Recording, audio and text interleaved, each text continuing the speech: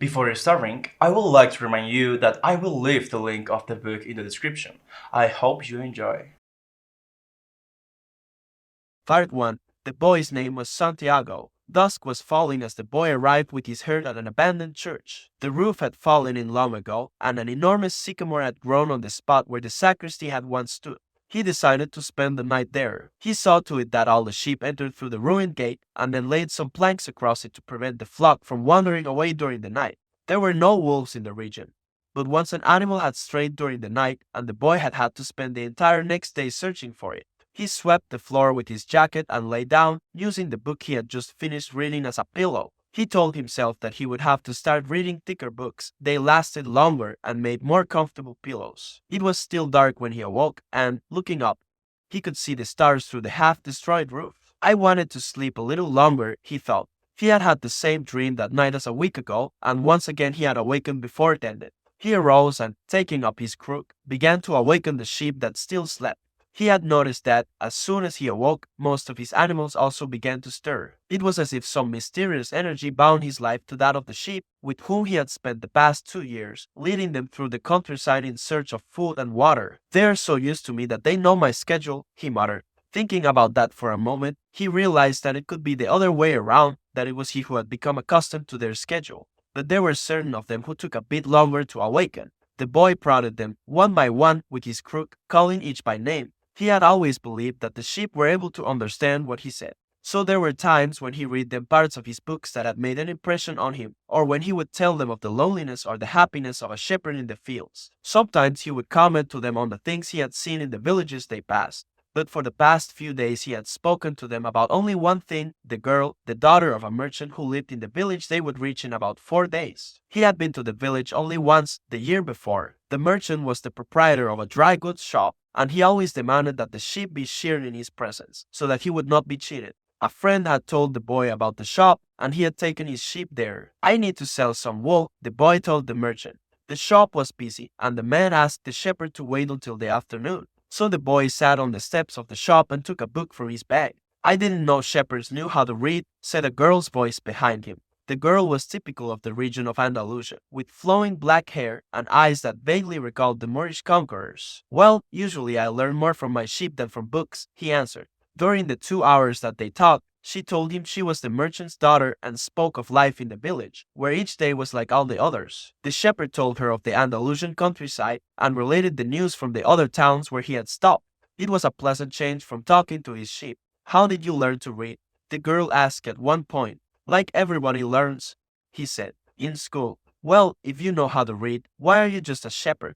The boy mumbled an answer that allowed him to avoid responding to her question. He was sure the girl would never understand. He went on telling stories about his travels, and her bright, Moorish eyes went wide with fear and surprise. As the time passed, the boy found himself wishing that the day would never end, that her father would stay busy and keep him waiting for 3 days. He recognized that he was feeling something he had never experienced before, the desire to live in one place forever. With the girl with the raven hair, his days would never be the same again. But finally the merchant appeared and asked the boy to shear 4 sheep. He paid for the wool and asked the shepherd to come back the following year, and now it was only 4 days before he would be back in that same village. He was excited and at the same time uneasy. Maybe the girl had already forgotten him. Lots of shepherds passed through, selling their wool. "It doesn't matter," he said to his sheep. "I know other girls in other places." But in his heart he knew that it did matter, and he knew that shepherds, like seamen and like traveling salesmen, always found a town where there was someone who could make them forget the joys of carefree wandering.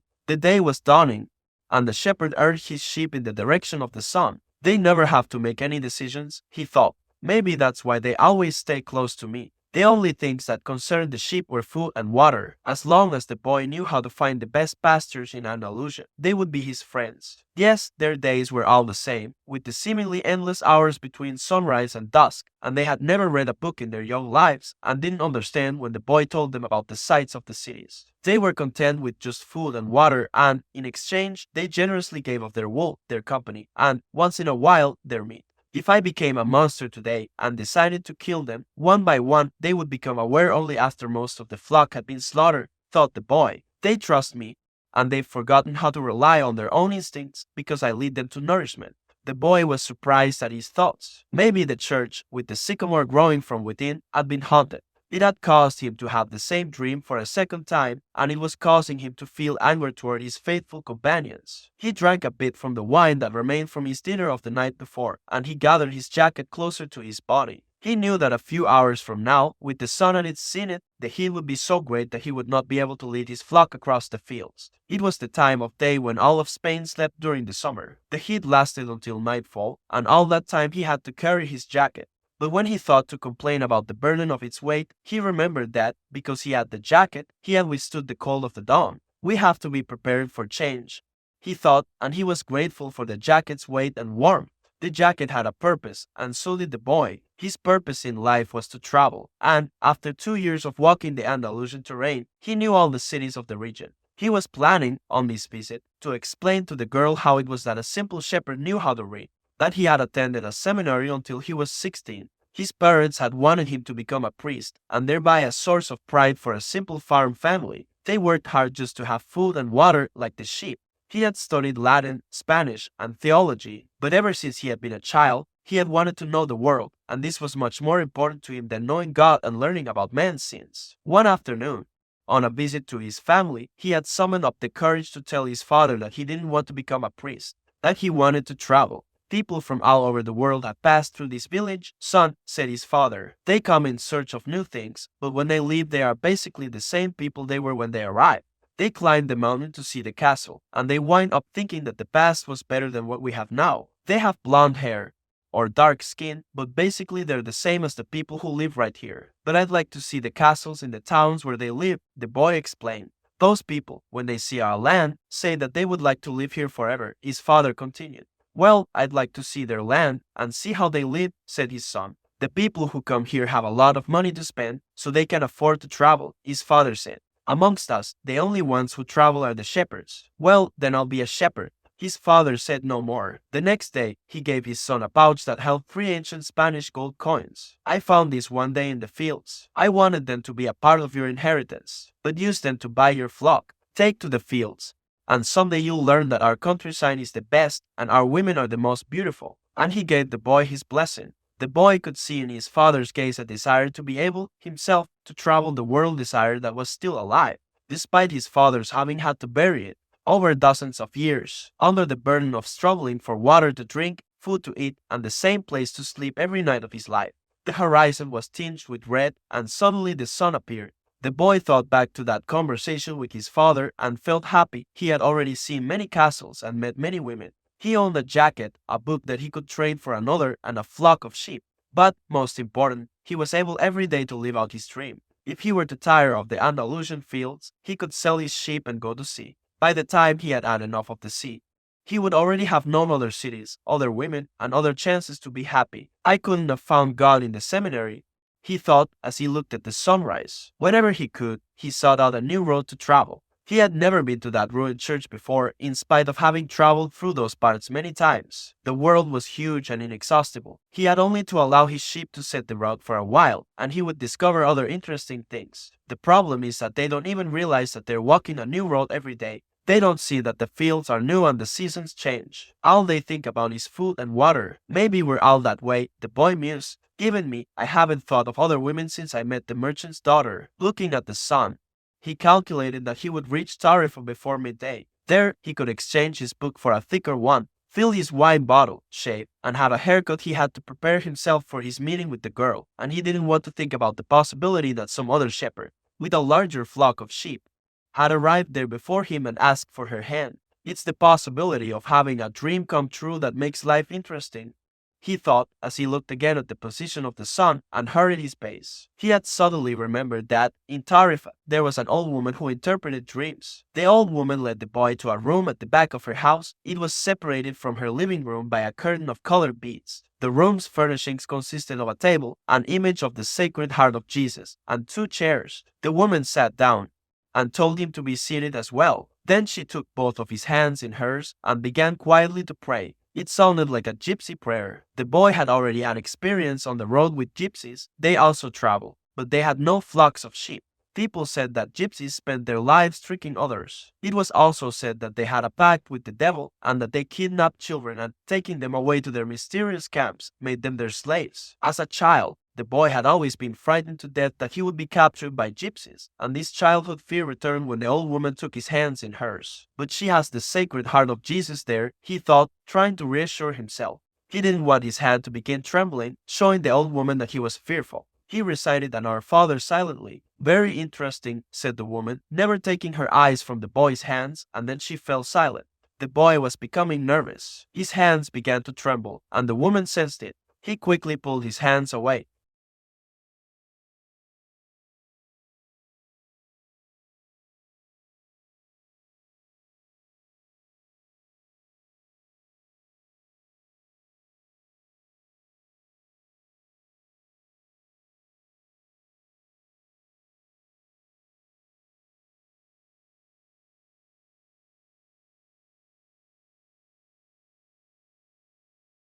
When he speaks in our language, I can interpret what he has said.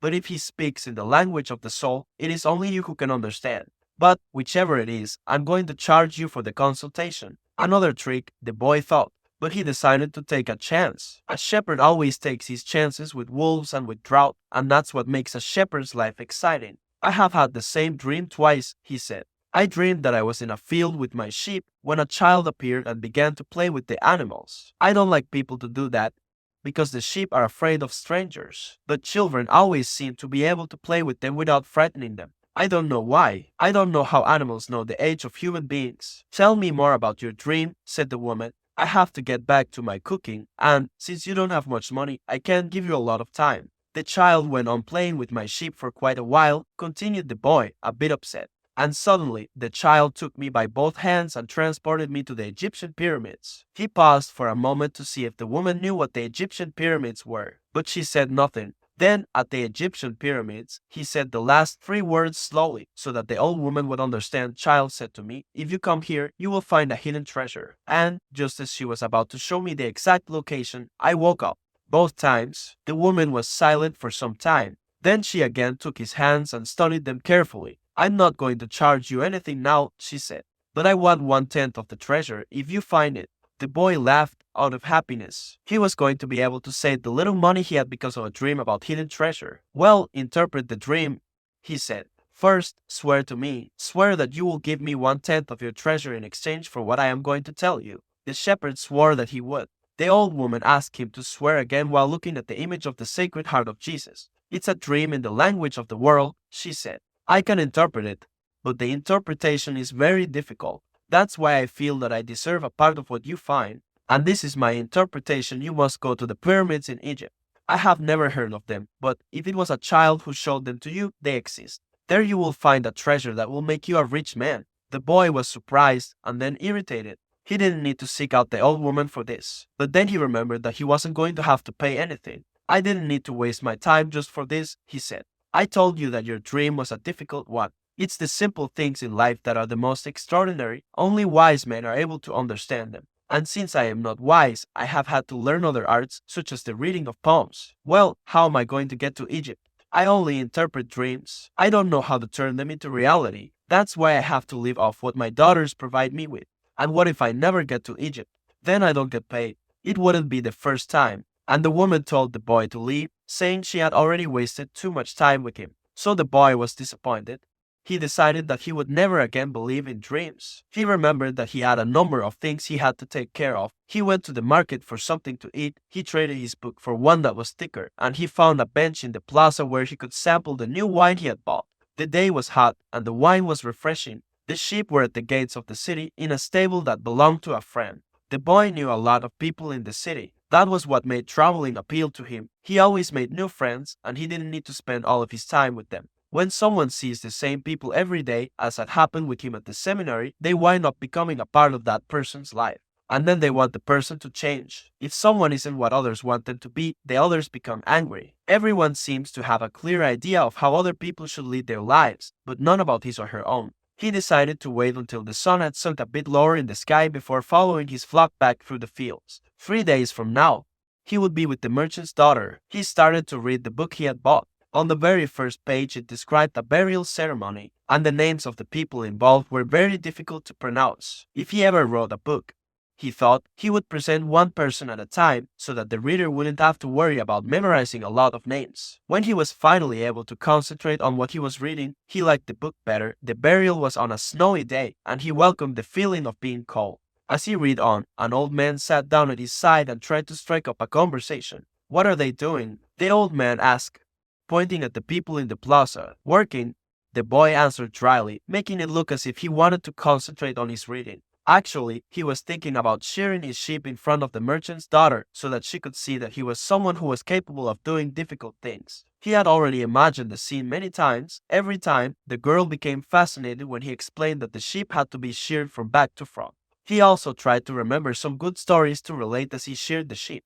Most of them he had read in books, but he would tell them as if they were from his personal experience. She would never know the difference, because she didn't know how to read. Meanwhile, the old man persisted in his attempt to strike up a conversation. He said that he was tired and thirsty, and asked if he might have a sip of the boy's wine. The boy offered his bottle, hoping that the old man would leave him alone. But the old man wanted to talk, and he asked the boy what book he was reading. The boy was tempted to be rude and moved to another bench, but his father had taught him to be respectful of the elderly. So he held out the book to the man for two reasons. First, that he himself wasn't sure how to pronounce the title, and second, that if the old man didn't know how to read, he would probably feel ashamed and decide of his own accord to change benches.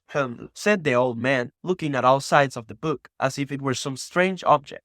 "This is an important book, but it's really irritating." The boy was shocked. The old man knew how to read and had already read the book. And if the book was irritating, as the old man had said, the boy still had time to change it for another. "It's a book that says the same thing almost all the other books in the world say," continued the old man. "It describes people's inability to choose their own personal legends. And it ends up saying that everyone believes the world's greatest lie." "What's the world's greatest lie?" the boy asked, completely surprised. "It's this, that at a certain point in our lives, we lose control of what's happening to us, and our lives become controlled by fate. That's the world's greatest lie." "That's never happened to me," the boy said. "They wanted me to be a priest, but I decided to become a shepherd." "Much better," said the old man, "because you really like to travel." He knew what I was thinking, the boy said to himself. The old man, meanwhile, was leafing through the book without seeming to want to return it at all. The boy noticed that the man's clothing was strange. He looked like an Arab, which was not unusual in those parts. Africa was only a few hours from Tarifa. One had only to cross the narrow straits by boat.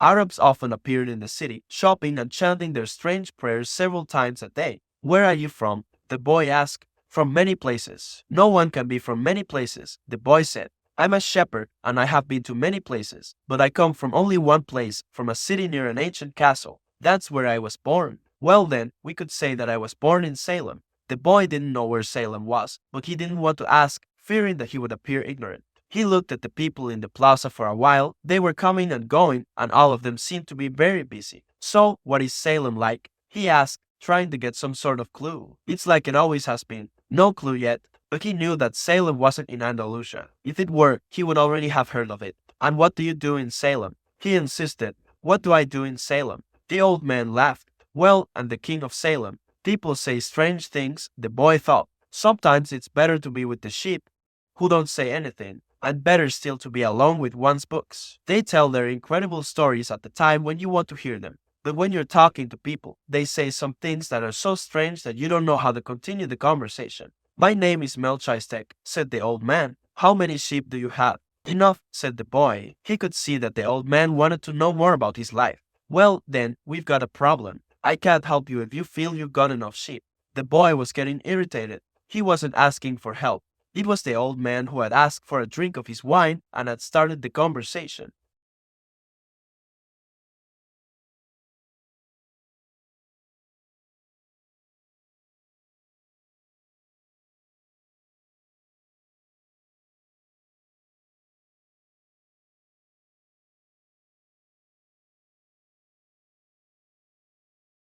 The old woman hadn't charged him anything, but the old man, maybe he was her husband, was going to find a way to get much more money in exchange for information about something that didn't even exist. The old man was probably a gypsy, too. But before the boy could say anything, the old man leaned over, picked up a stick, and began to write in the sand of the plaza. Something bright reflected from his chest with such intensity that the boy was momentarily blinded. With a movement that was too quick for someone his age, the man covered whatever it was with his cape. When his vision returned to normal, the boy was able to read what the old man had written in the sand. There, in the sand of the plaza of that small city, the boy read the names of his father and his mother and the name of the seminary he had attended. He read the name of the merchant's daughter, which he hadn't even known, and he read things he had never told anyone. "I'm the king of Salem," the old man had said. Why would a king be talking with a shepherd? The boy asked, awed and embarrassed. For several reasons. But let's say that the most important is that you have succeeded in discovering your personal legend. The boy didn't know what a person's personal legend was. It's what you have always wanted to accomplish. Everyone, when they are young, knows what their personal legend is. At that point in their lives, everything is clear and everything is possible. They are not afraid to dream and to yearn for everything they would like to see happen to them in their lives. But as time passes, a mysterious force begins to convince them that it will be impossible for them to realize their personal legend. None of what the old man was saying made much sense to the boy, but he wanted to know what the mysterious force was. The merchant's daughter would be impressed when he told her about that. It's a force that appears to be negative, but actually shows you how to realize your personal legend. It prepares your spirit and your will, because there is one great truth on this planet: whoever you are, or whatever it is that you do, when you really want something, it's because that desire originated in the soul of the universe. It's your mission on Earth, even when all you want to do is travel, or marry the daughter of a textile merchant. Yes, or even search for treasure. The soul of the world is nourished by people's happiness, and also by unhappiness, envy, and jealousy. To realize one's personal legend is a person's only real obligation.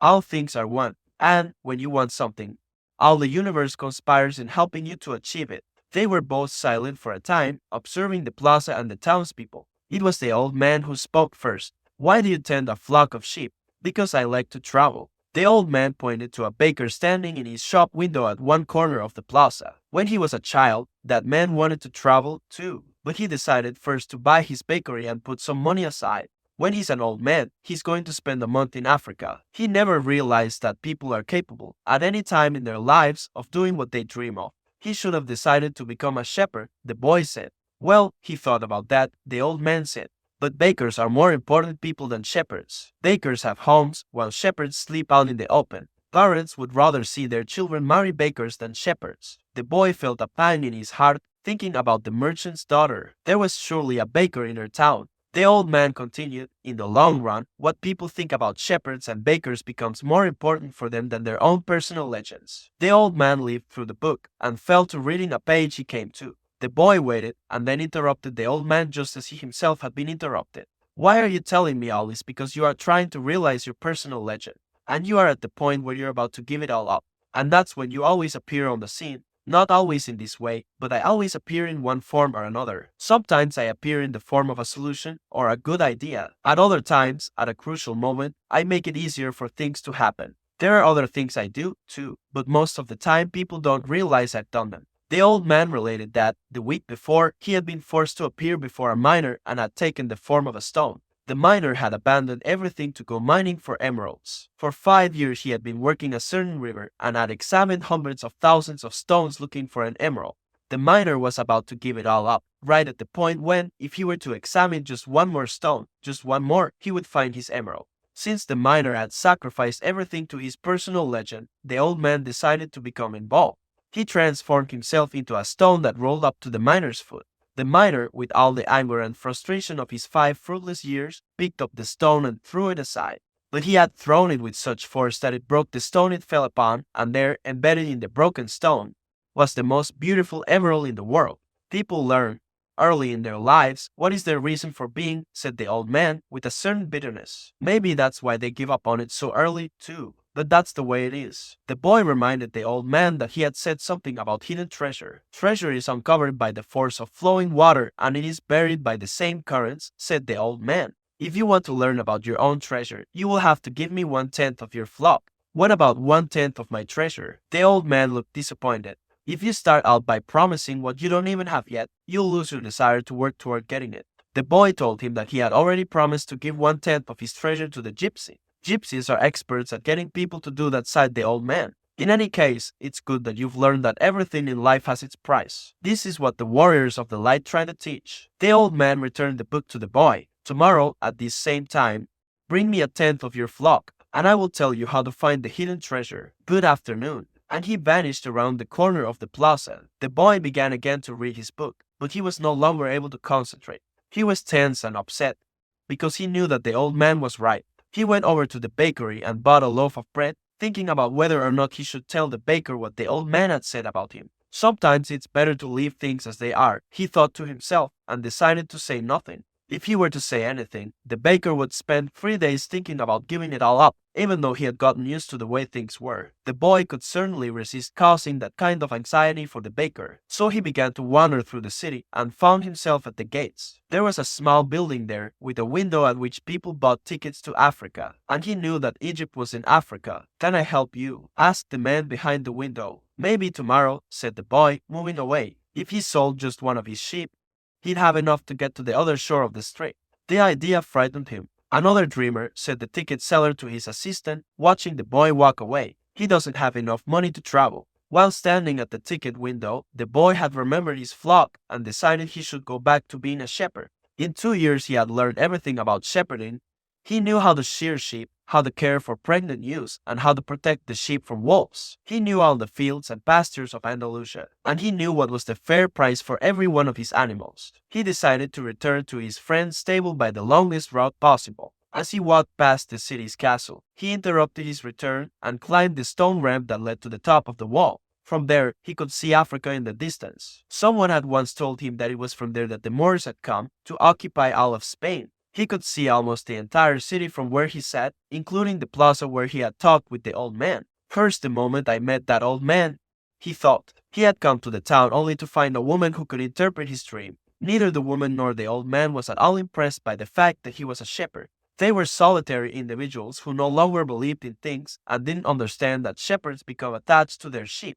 He knew everything about each member of his flock. He knew which ones were lame, which one was to give birth 2 months from now, and which were the laziest. He knew how to shear them and how to slaughter them. If he ever decided to leave them, they would suffer. The wind began to pick up. He knew that wind. People called it the Levanter because on it the Moors had come from the Levant at the eastern end of the Mediterranean. The Levanter increased in intensity. "Here I am, between my flock and my treasure," the boy thought. He had to choose between something he had become accustomed to and something he wanted to have.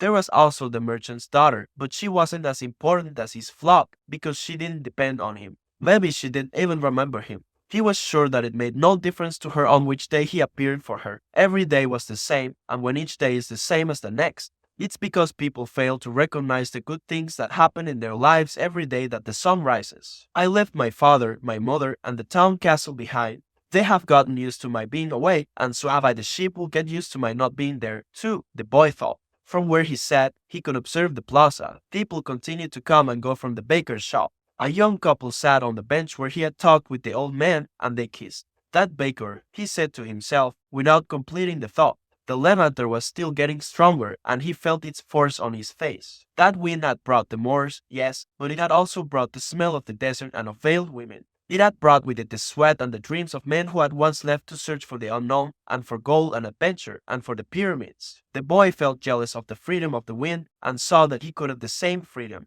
There was nothing to hold him back except himself. The sheep, the merchant's daughter, and the fields of Andalusia were only steps along the way to his personal legend. The next day, the boy met the old man at noon. He brought 6 sheep with him. "I'm surprised," the boy said. "My friend bought all the other sheep immediately. He said that he had always dreamed of being a shepherd, and that it was a good omen." "That's the way it always is," said the old man. "It's called the principle of favorability. When you play cards the first time, you are almost sure to win. Beginner's luck." "Why is that?" "Because there is a force that wants you to realize your personal legend. It whets your appetite with a taste of success." Then the old man began to inspect the sheep, and he saw that one was lame. The boy explained that it wasn't important, since that sheep was the most intelligent of the flock and produced the most wool.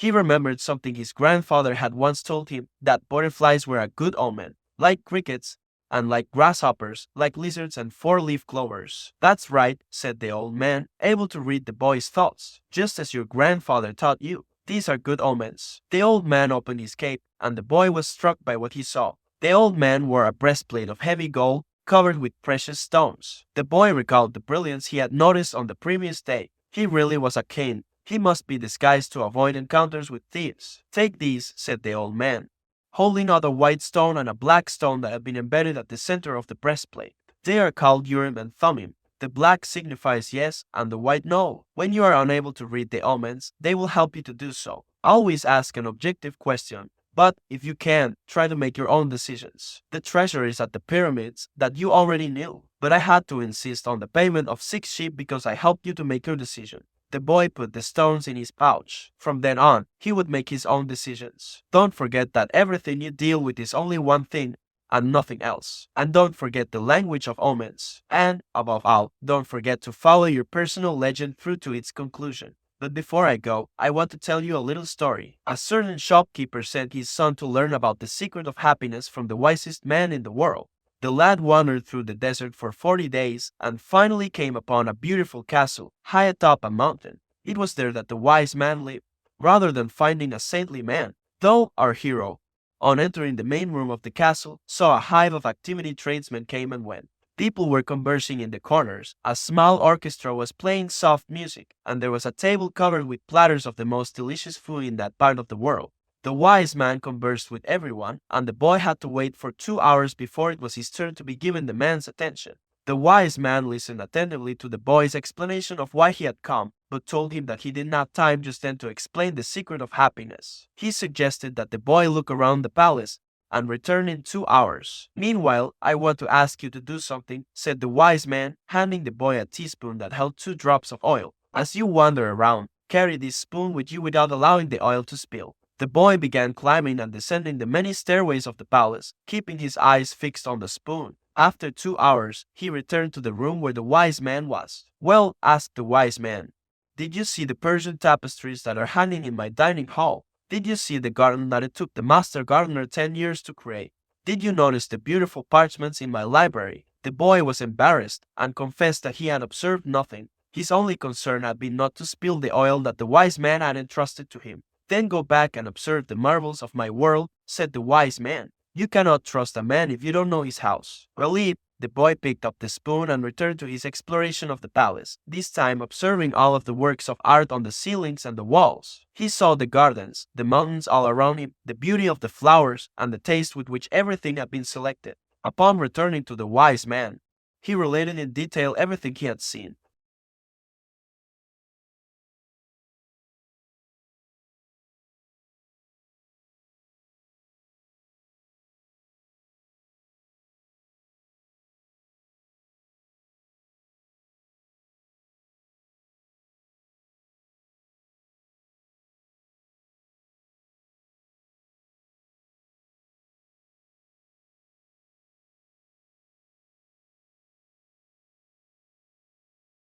He had understood the story the old king had told him. A shepherd may like to travel, but he should never forget about his sheep. The old man looked at the boy and, with his hands held together, made several strange gestures over the boy's head. Then, taking his sheep, he walked away. At the highest point in Tarifa there is an old fort built by the Moors. From atop its walls, one can catch a glimpse of Africa. Melchizedek, the king of Salem, sat on the wall of the fort that afternoon and felt the lavender blowing in his face. The sheep fidgeted nearby, uneasy with their new owner and excited by so much change. All they wanted was food and water. Melchizedek watched a small sheep that was plowing its way out of the port. He would never again see the boy, just as he had never seen Abraham again after having charged him his 1/10 fee. That was his work. The gods should not have desires, because they don't have personal legends. But the king of Salem hoped desperately that the boy would be successful. It's too bad that he's quickly going to forget my name, he thought. I should have repeated it for him. Then when he spoke about me he would say that I am Melchizedek, the king of Salem. He looked to the skies, feeling a bit abashed, and said, I know it's the vanity of vanities, as you said, my lord, but an old king sometimes has to take some pride in himself. How strange Africa is. thought the boy. He was sitting in a bar very much like the other bars he had seen along the narrow streets of Tangier. Some men were smoking from a gigantic pipe that they passed from one to the other. In just a few hours he had seen men walking hand in hand, women with their faces covered, and priests that climbed to the tops of towers and chanted, as everyone about him went to their knees and placed their foreheads on the ground. A practice of infidels, he said to himself, as a child in church. He had always looked at the image of Saint Santiago Matamoros on his white horse, his sword unsheathed, and figures such as these kneeling at his feet. The boy felt ill and terribly alone. The infidels had an evil look about them. Besides this, in the rush of his travels he had forgotten a detail, just one detail, which could keep him from his treasure for a long time. Only Arabic was spoken in this country. The owner of the bar approached him, and the boy pointed to a drink that had been served at the next table. It turned out to be a bitter tea. The boy preferred wine, but he didn't need to worry about that right now. What he had to be concerned about was his treasure, and how he was going to go about getting it. The sale of his ship had left him with enough money in his pouch, and the boy knew that in money there was magic. Whoever has money is never really alone. Before long, maybe in just a few days, he would be at the pyramids. An old man, with a breastplate of gold, wouldn't have lied just to acquire 6 sheep. The old man had spoken about signs and omens, and, as the boy was crossing the strait, he had thought about omens. Yes, the old man had known what he was talking about during the time the boy had spent in the fields of Andalusia. He had become used to learning which path he should take by observing the ground and the sky. He had discovered that the presence of a certain bird meant that a snake was nearby, and that a certain shrub was a sign that there was water in the area. The sheep had taught him that. If God leads the sheep so well, he will also lead a man, he thought, and that made him feel better. The tea seemed less bitter. Who are you? He heard a voice ask him in Spanish. The boy was relieved.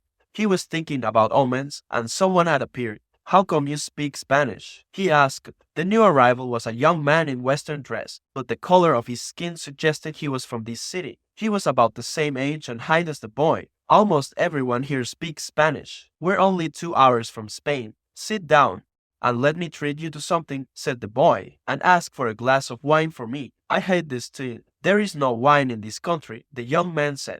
The religion here forbids it. The boy told him then that he needed to get to the pyramids. He almost began to tell about his treasure, but decided not to do so. If he did, it was possible that the Arab would want a part of it as payment for taking him there. He remembered what the old man had said about offering something you didn't even have yet. I'd like you to take me there if you can. I can pay you to serve as my guide. Do you have any idea how to get there? The newcomer asked. The boy noticed that the owner of the bar stood nearby, listening attentively to their conversation. He felt uneasy at the man's presence, but he had found a guide and didn't want to miss out on an opportunity. You have to cross the entire Sahara Desert, said the young man, and to do that, you need money. I need to know whether you have enough.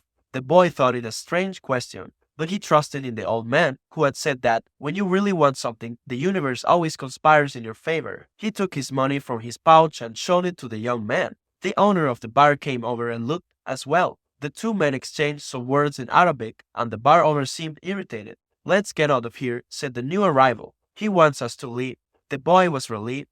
He got up to pay the bill, but the owner grabbed him and began to speak to him in an angry stream of words. The boy was strong and wanted to retaliate, but he was in a foreign country. His new friend pushed the owner aside and pulled the boy outside with him. He wanted your money, he said. Tangier is not like the rest of Africa. This is a port, and every port has its thieves. The boy trusted his new friend. He had helped him out in a dangerous situation. He took out his money and counted it. We could get to the pyramids by tomorrow, said the other, taking the money. But I have to buy 2 camels. They walked together through the narrow streets of Tangier. Everywhere there were stalls with items for sale. They reached the center of a large plaza where the market was held. There were thousands of people there, arguing, selling, and buying vegetables for sale amongst daggers, and carpets displayed alongside tobacco. But the boy never took his eye off his new friend. After all, he had all his money. He thought about asking him to give it back, but decided that would be unfriendly. He knew nothing about the customs of the strange land he was in. I'll just watch him, he said to himself. He knew he was stronger than his friend. Suddenly, there in the midst of all that confusion, he saw the most beautiful sword he had ever seen. The scabbard was embossed in silver, and the handle was black and encrusted with precious stones. The boy promised himself that, when he returned from Egypt, he would buy that sword. Asked the owner of that stall how much the sword cost, he said to his friend. Then he realized that he had been distracted for a few moments, looking at the sword. His heart squeezed, as if his chest had suddenly compressed it. He was afraid to look around because he knew what he would find. He continued to look at the beautiful sword for a bit longer until he summoned the courage to turn around. All around him was the market, with people coming and going, shouting and buying, and the aroma of strange foods. But nowhere could he find his new companion. The boy wanted to believe that his friend had simply become separated from him by accident. He decided to stay right there and await his return. As he waited, a priest climbed to the top of a nearby tower and began his chant. Everyone in the market fell to their knees, touched their foreheads to the ground, and took up the chant. Then, like a colony of worker ants, they dismantled their stalls and left.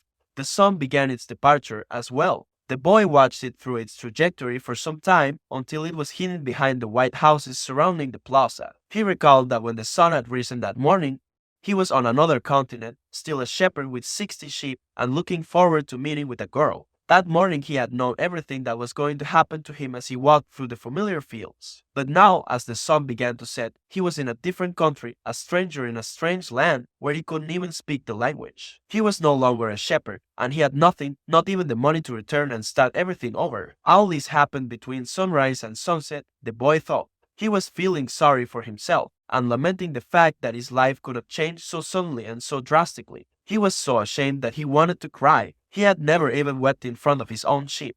But the marketplace was empty and he was far from home, so he wept. He wept because God was unfair and because this was the way God repaid those who believed in their dreams. When I had my sheep, I was happy and I made those around me happy. People saw me coming and welcomed me, he thought. But now I'm sad and alone. I'm going to become bitter and distrustful of people because one person betrayed me. I'm going to hate those who have found their treasure because I never found mine. And I'm going to hold on to what little I have because I'm too insignificant to conquer the world. He opened his pouch to see what was left of his possessions. Maybe there was a bit left of the sandwich he had eaten on the ship. But all he found was the heavy book, his jacket, and the 2 stones the old man had given him. As he looked at the stones, he felt relieved for some reason. He had exchanged 6 sheep for 2 precious stones that had been taken from a gold breastplate. He could sell the stones and buy a return ticket. But this time I'll be smarter, the boy thought, removing them from the pouch so he could put them in his pocket. This was a port town, and the only truthful thing his friend had told him was that port towns are full of thieves. Now he understood why the owner of the bar had been so upset. He was trying to tell him not to trust that man. I'm like everyone else. I see the world in terms of what I would like to see happen, not what actually does. He ran his fingers slowly over the stones, sensing their temperature and feeling their surfaces. They were his treasure. Just handling them made him feel better. They reminded him of the old man. When you want something, all the universe conspires in helping you to achieve it, he had said. The boy was trying to understand the truth of what the old man had said.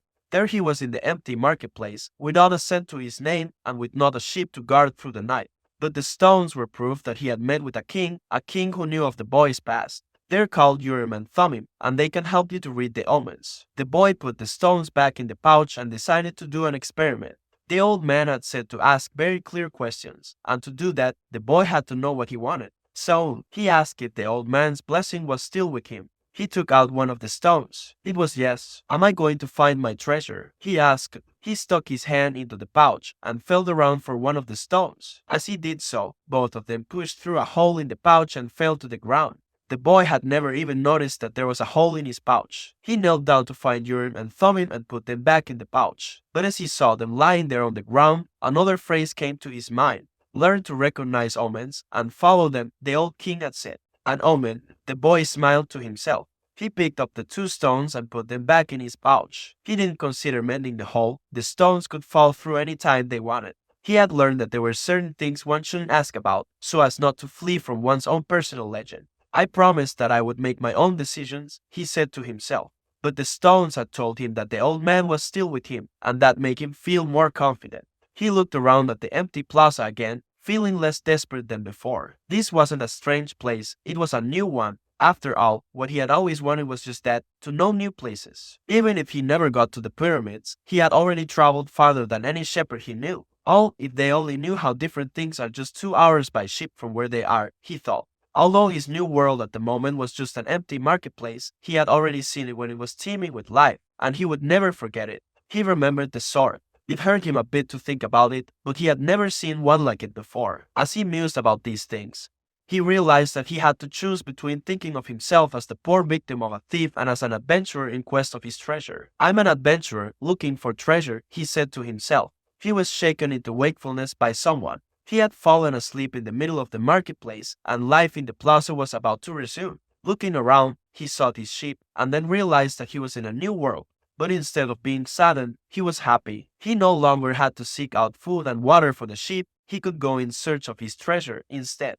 He had not a cent in his pocket, but he had faith. He had decided, the night before, that he would be as much an adventurer as the ones he had admired in books. He walked slowly through the market. The merchants were assembling their stalls, and the boy helped the candy seller to do his. The candy seller had a smile on his face. He was happy, aware of what his life was about, and ready to begin a day's work. His smile reminded the boy of the old man, the mysterious old king he had met. This candy merchant isn't making candy so that later he can travel or marry a shopkeeper's daughter. He's doing it because it's what he wants to do, thought the boy. He realized that he could do the same thing the old man had done, sense whether a person was near to or far from his personal legend, just by looking at them. It's easy, and yet I've never done it before, he thought. When the stall was assembled, the candy seller offered the boy the first sweet he had made for the day. The boy thanked him, ate it, and went on his way. When he had gone only a short distance, he realized that, while they were erecting the stall, one of them had spoken Arabic and the other Spanish, and they had understood each other perfectly well.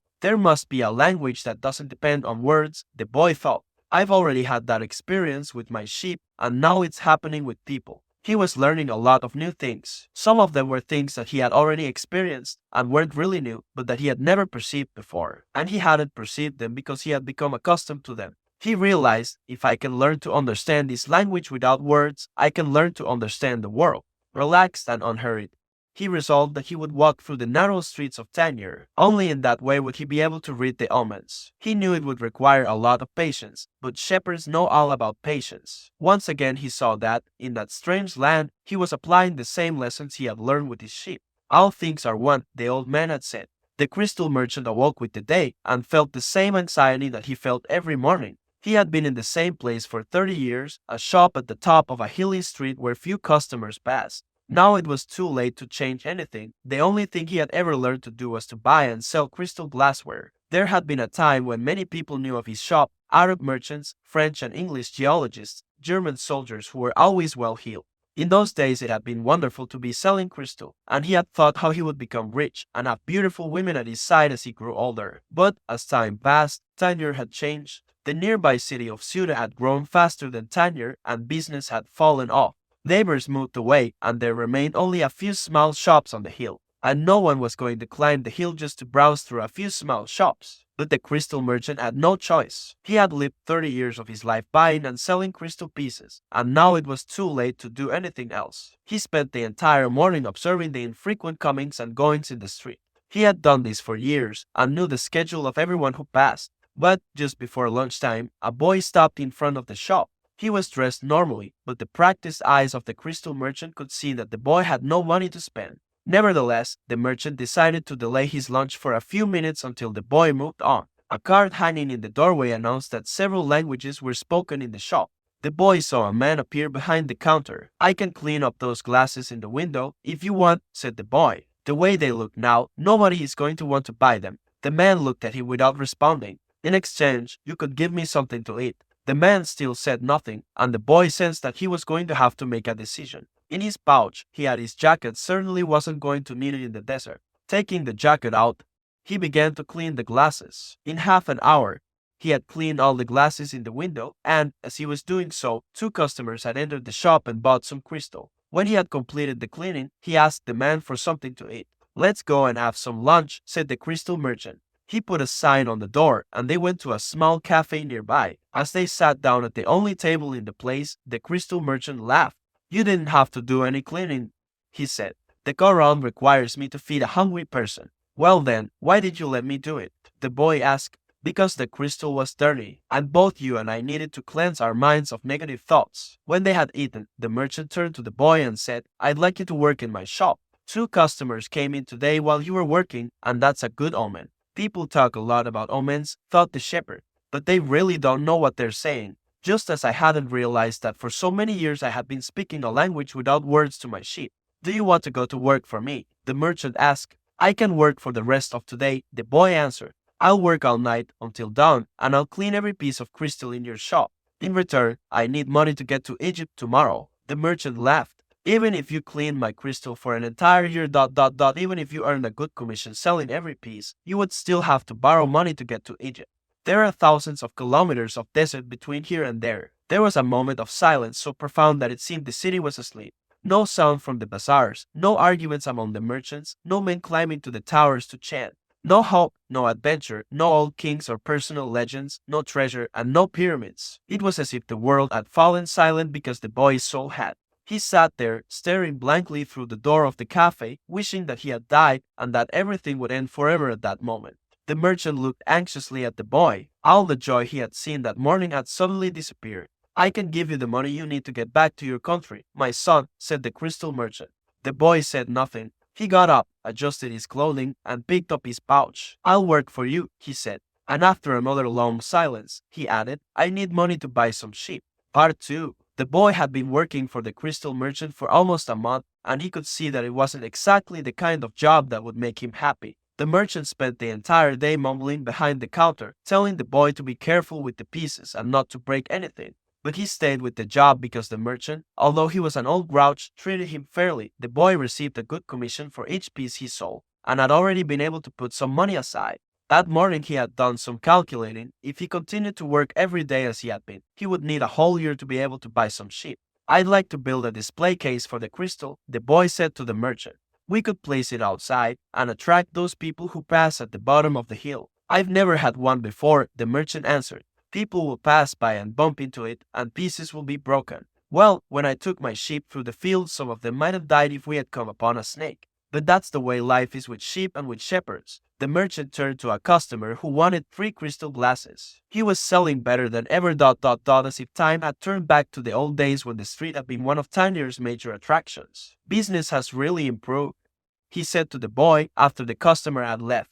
I'm doing much better, and soon you'll be able to return to your sheep. Why ask more out of life? Because we have to respond to omens, the boy said, almost without meaning to. Then he regretted what he had said, because the merchant had never met the king. It's called the principle of favorability, beginner's luck. Because life wants you to achieve your personal legend, the old king had said.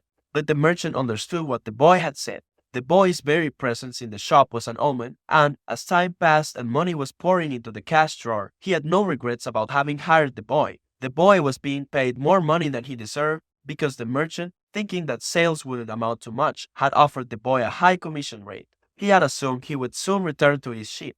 Why did you want to get to the pyramids? He asked, to get away from the business of the display. Because I've always heard about them, the boy answered, saying nothing about his dream. The treasure was now nothing but a painful memory, and he tried to avoid thinking about it. I don't know anyone around here who would want to cross the desert just to see the pyramids, said the merchant. They're just a pile of stones. You could build one in your backyard. You've never had dreams of travel, said the boy, turning to wait on a customer who had entered the shop. 2 days later, the merchant spoke to the boy about the display. I don't much like change, he said. You and I are like Hassan, that rich merchant. If he makes a buying mistake, it doesn't affect him much. But we too have to live with our mistakes. That's true enough, the boy thought ruefully. Why did you think we should have the display? I want to get back to my sheep faster. We have to take advantage when luck is on our side and do as much to help it as it's doing to help us. It's called the principle of favorability, or beginner's luck. The merchant was silent for a few moments. Then he said, the Prophet gave us the Quran and left us just 5 obligations to satisfy during our lives. The most important is to believe only in the one true God.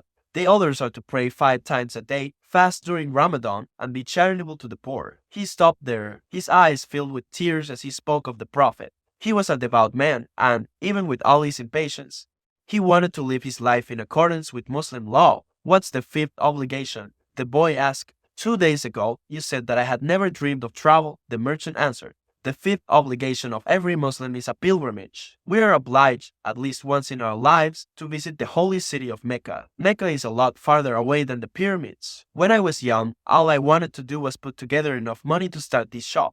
I thought that someday I'd be rich and could go to Mecca. I began to make some money, but I could never bring myself to leave someone in charge of the shop. The crystals are delicate things. At the same time, People were passing my shop all the time, heading for Mecca. Some of them were rich pilgrims, traveling in caravans with servants and camels, but most of the people making the pilgrimage were poorer than I, all who they were happy at having done so. They placed the symbols of the pilgrimage on the doors of their houses. One of them, a cobbler who made his living mending boots, said that he had traveled for almost a year through the desert, but that he got more tired when he had to walk through the streets of Tangier buying his leather. "Well, why don't you go to Mecca now?" asked the boy. "Because it's the thought of Mecca that keeps me alive. That's what helps me face these days that are all the same, these mute crystals on the shelves, and lunch and dinner at that same horrible cafe. I'm afraid that if my dream is realized, I'll have no reason to go on living." You dream about your sheep and the pyramids, but you're different from me because you want to realize your dreams. I just want to dream about Mecca. I've already imagined 1,000 times crossing the desert, arriving at the plaza of the sacred stone, the 7 times I walk around it before allowing myself to touch it.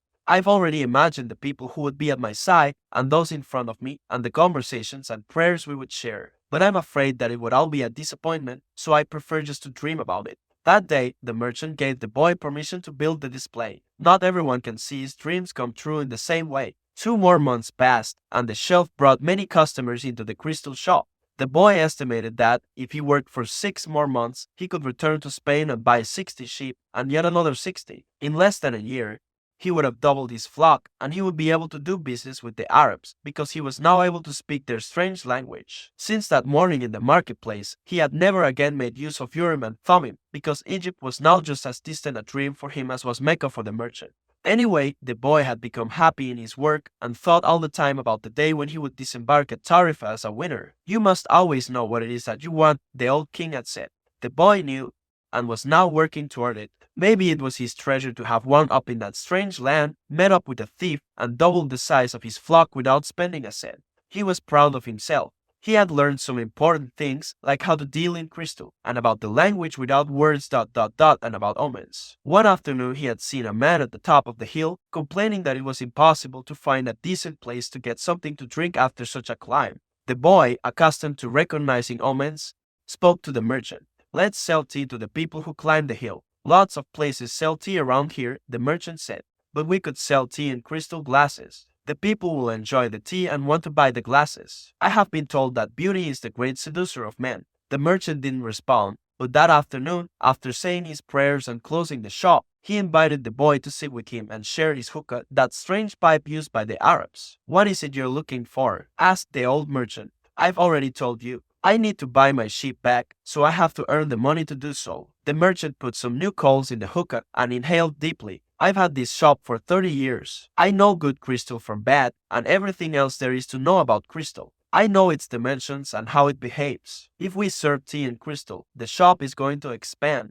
and then I'll have to change my way of life." "Well, isn't that good? I'm already used to the way things are. Before you came, I was thinking about how much time I had wasted in the same place while my friends had moved on and either went bankrupt or did better than they had before. It made me very depressed. Now I can see that it hasn't been too bad. The shop is exactly the size I always wanted it to be. I don't want to change anything because I don't know how to deal with change. I'm used to the way I am." The boy didn't know what to say. The old man continued, "You have been a real blessing to me. Today, I understand something I didn't see before. Every blessing ignored becomes a curse. I don't want anything else in life, but you are forcing me to look at wealth and at horizons I have never known. Now that I have seen them, and now that I see how immense my possibilities are, I'm going to feel worse than I did before you arrived. Because I know the things I should be able to accomplish, and I don't want to do so. It's good I refrained from saying anything to the baker in Tarifa," thought the boy to himself. They went on smoking the pipe for a while as the sun began to set. They were conversing in Arabic, and the boy was proud of himself for being able to do so. There had been a time when he thought that his sheep could teach him everything he needed to know about the world, but they could never have taught him Arabic. "There are probably other things in the world that the sheep can't teach me," thought the boy as he regarded the old merchant. "All they ever do, really, is look for food and water, and maybe it wasn't that they were teaching me, but that I was learning from them." "Maktub," the merchant said, finally. "What does that mean?" "You would have to have been born an Arab to understand," he answered, "but in your language it would be something like it is written." And, as he smothered the coals in the hookah, he told the boy that he could begin to sell tea in the crystal glasses. Sometimes, there's just no way to hold back the river. The men climbed the hill, and they were tired when they reached the top. But there they saw a crystal shop that offered refreshing mint tea. They went in to drink the tea, which was served in beautiful crystal glasses. My wife never thought of this, said one, and he bought some crystal. He was entertaining guests that night, and the guests would be impressed by the beauty of the glassware. The other man remarked that tea was always more delicious when it was served in crystal, because the aroma was retained. The third said that it was a tradition in the Orient to use crystal glasses for tea because it had magical powers. Before long, the news spread, and a great many people began to climb the hill to see the shop that was doing something new in a trade that was so old. Other shops were opened that served tea in crystal, but they weren't at the top of a hill and they had little business. Eventually, the merchant had to hire 2 more employees. He began to import enormous quantities of tea along with his crystal, and his shop was sought out by men and women with a thirst for things new. And, in that way, the months passed. The boy awoke before dawn. It had been 11 months and 9 days since he had first set foot on the African continent.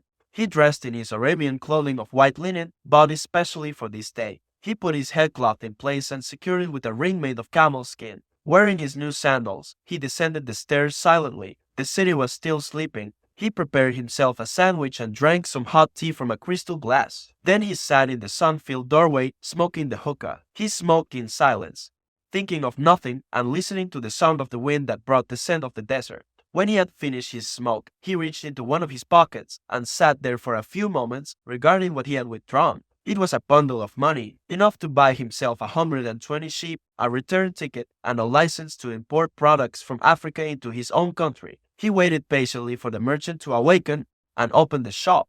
Then the two went off to have some more tea. "I'm leaving today," said the boy. "I have the money I need to buy my sheep. And you have the money you need to go to Mecca." The old man said nothing. "Will you give me your blessing?" asked the boy. "You have helped me." The man continued to prepare his tea, saying nothing. Then he turned to the boy. "I am proud of you," he said. "You brought a new feeling into my crystal shop. But you know that I'm not going to go to Mecca, just as you know that you're not going to buy your sheep." "Who told you that?" asked the boy, startled.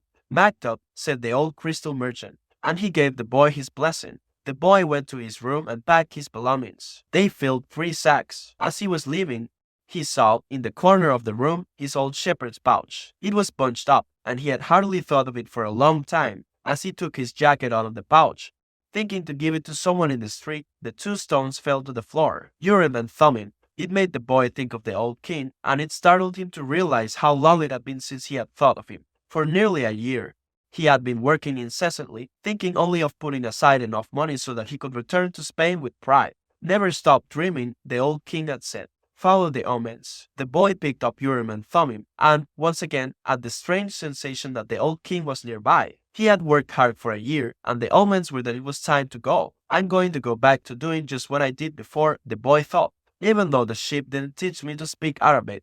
But the sheep had taught him something even more important, that there was a language in the world that everyone understood, a language the boy had used throughout the time that he was trying to improve things at the shop.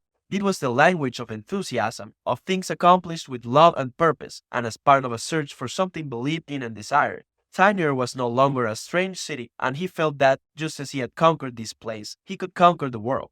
"When you want something, all the universe conspires to help you achieve it," the old king had said.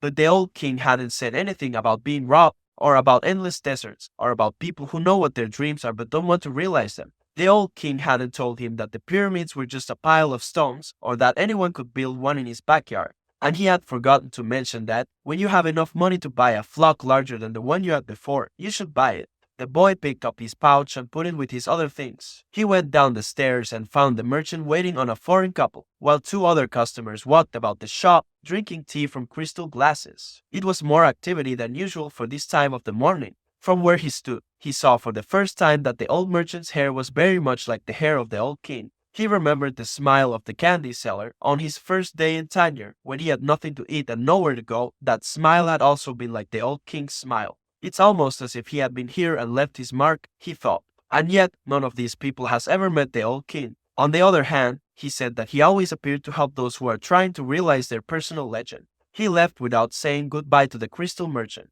He didn't want to cry with the other people there. He was going to miss the place and all the good things he had learned. He was more confident in himself, though, and felt as though he could conquer the world. "But I'm going back to the fields that I know to take care of my flock again." He said that to himself with certainty, but he was no longer happy with his decision. He had worked for an entire year to make a dream come true, and that dream, minute by minute, was becoming less important. Maybe because that wasn't really his dream. Who knows? Maybe it's better to be like the crystal merchant, never go to Mecca, and just go through life wanting to do so, he thought, again trying to convince himself. But as he held Urim and Thummim in his hand, they had transmitted to him the strength and will of the old king. By coincidence, or maybe it was an omen, the boy thought, he came to the bar he had entered on his first day there. The thief wasn't there, and the owner brought him a cup of tea. I can always go back to being a shepherd, the boy thought. I learned how to care for sheep, and I haven't forgotten how that's done. But maybe I'll never have another chance to get to the pyramids in Egypt. The old man wore a breastplate of gold, and he knew about my past. He really was a king, a wise king. The hills of Andalusia were only 2 hours away, but there was an entire desert between him and the pyramids. Yet the boy felt that there was another way to regard his situation.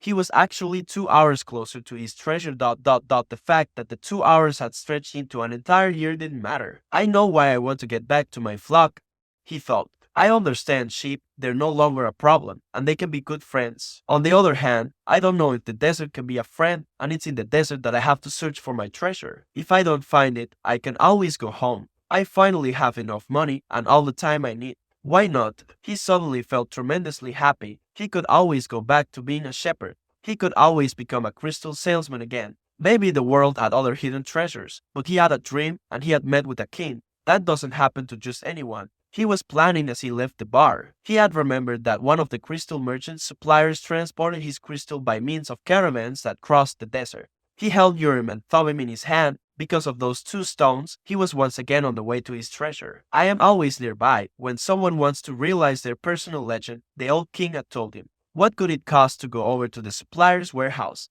and find out if the pyramids were really that far away? The Englishman was sitting on a bench in a structure that smelled of animals, sweat, and dust. It was part warehouse, part corral. I never thought I'd end up in a place like this, he thought as he leafed through the pages of a chemical journal. 10 years at the university, and here I am in a corral. But he had to move on. He believed in omens. All his life and all his studies were aimed at finding the one true language of the universe. First he had studied Esperanto, then the world's religions, and now it was alchemy. He knew how to speak Esperanto. He understood all the major religions well, but he wasn't yet an alchemist. He had unraveled the truths behind important questions, but his studies had taken him to a point beyond which he could not seem to go. He had tried in vain to establish a relationship with an alchemist. But the alchemists were strange people who thought only about themselves and almost always refused to help him. Who knows, maybe they had failed to discover the secret of the master work, the philosopher's stone, and for this reason kept their knowledge to themselves. He had already spent much of the fortune left to him by his father, fruitlessly seeking the philosopher's stone. He had spent enormous amounts of time at the great libraries of the world, and had purchased all the rarest and most important volumes on alchemy. In one he had read that, many years ago, a famous Arabian alchemist had visited Europe. It was said that he was more than 200 years old, and that he had discovered the philosopher's stone and the elixir of life. The Englishman had been profoundly impressed by the story, but he would never have thought it more than just a myth had not a friend of his, returning from an archaeological expedition in the desert, told him about an Arab that was possessed of exceptional powers. He lives at the Al Fayoum oasis, his friend had said, and people say that he is 200 years old and is able to transform any metal into gold. The Englishman could not contain his excitement. He cancelled all his commitments and pulled together the most important of his books, and now here he was, sitting inside a dusty, smelly warehouse. Outside, a huge caravan was being prepared for a crossing of the Sahara, and was scheduled to pass through Al Fayoum. I'm going to find that damn alchemist, the Englishman thought, and the odor of the animals became a bit more tolerable. A young Arab, also loaded down with baggage, entered and greeted the Englishman. "Where are you bound?" asked the young Arab. "I'm going into the desert," the man answered, turning back to his reading. He didn't want any conversation at this point. What he needed to do was review all he had learned over the years, because the alchemist would certainly put him to the test. The young Arab took out a book and began to read. The book was written in Spanish. That's good, thought the Englishman. He spoke Spanish better than Arabic, and if this boy was going to Al Fayoum, there would be someone to talk to when there were no other important things to do. "That's strange," said the boy, as he tried once again to read the burial scene that began the book. "I've been trying for 2 years to read this book, and I never get past these first few pages." Even without a king to provide an interruption, he was unable to concentrate. He still had some doubts about the decision he had made, But he was able to understand one thing: making a decision was only the beginning of things. When someone makes a decision, he is really diving into a strong current that will carry him to places he had never dreamed of when he first made the decision. When I decided to seek out my treasure, I never imagined that I'd wind up working in a crystal shop, he thought, and joining this caravan may have been my decision. But where it goes is going to be a mystery to me. Nearby was the Englishman, reading a book. He seemed unfriendly and had looked irritated when the boy had entered. They might even have become friends, but the Englishman closed off the conversation. The boy closed his book. He felt that he didn't want to do anything that might make him look like the Englishman. He took Urim and Thummim from his pocket and began playing with them. The stranger shouted, "Urim and Thummim." In a flash, the boy put them back in his pocket. "They're not for sale," he said. "They're not worth much," the Englishman answered. "They're only made of rock crystal, and there are millions of rock crystals in the earth. But those who know about such things would know that those are Urim and Thummim. I didn't know that they had them in this part of the world. They were given to me as a present by a king," the boy said. The stranger didn't answer. Instead, he put his hand in his pocket and took out 2 stones that were the same as the boy's. "Did you say a king?" he asked. "I guess you don't believe that a king would talk to someone like me, a shepherd," he said, wanting to end the conversation. Not at all. It was shepherds who were the first to recognize a king that the rest of the world refused to acknowledge. So, it's not surprising that kings would talk to shepherds. And he went on, fearing that the boy wouldn't understand what he was talking about. "It's in the Bible, the same book that taught me about Urim and Thummim." These stones were the only form of divination permitted by God. The priests carried them in a golden breastplate. The boy was suddenly happy to be there at the warehouse. "Maybe this is an omen," said the Englishman, half aloud. "Who told you about omens?" The boy's interest was increasing by the moment. "Everything in life is an omen," said the Englishman, now closing the journal he was reading. "There is a universal language, understood by everybody, but already forgotten. I am in search of that universal language, among other things. That's why I'm here. I have to find a man who knows that universal language." An alchemist. The conversation was interrupted by the warehouse boss. "You're in luck, you two," the fat Arab said. "There's a caravan leaving today for Al Fayoum." "But I'm going to Egypt," the boy said. "Al Fayoum is in Egypt," said the Arab. "What kind of Arab are you?" "That's a good luck omen," the Englishman said after the fat Arab had gone out. "If I could, I'd write a huge encyclopedia just about the words luck and coincidence. It's with those words that the universal language is written." He told the boy it was no coincidence that he had met him with Urim and Thummim in his hand, and he asked the boy if he, too, were in search of the alchemist. "I'm looking for a treasure," said the boy, and he immediately regretted having said it. But the Englishman appeared not to attach any importance to it. "In a way, so am I," he said. "I don't even know what alchemy is," the boy was saying when the warehouse boss called to them to come outside. "I'm the leader of the caravan," said a dark-eyed, bearded man. "I hold the power of life and death for every person I take with me. The desert is a capricious lady, and sometimes she drives men crazy." There were almost 200 people gathered there, and 400 animals, camels, horses, mules, and fowl. In the crowd were women, children, and a number of men with swords at their belts and rifles slung on their shoulders. The Englishman had several suitcases filled with books. There was a babble of noise, and the leader had to repeat himself several times for everyone to understand what he was saying. "There are a lot of different people here, and each has his own god. But the only God I serve is Allah, and in His name I swear that I will do everything possible once again to win out over the desert. But I want each and every one of you to swear by the God you believe in that you will follow my orders no matter what. In the desert, disobedience means death." There was a murmur from the crowd. Each was swearing quietly to his or her own God. The boy swore to Jesus Christ. The Englishman said nothing, and the murmur lasted longer than a simple vow would have.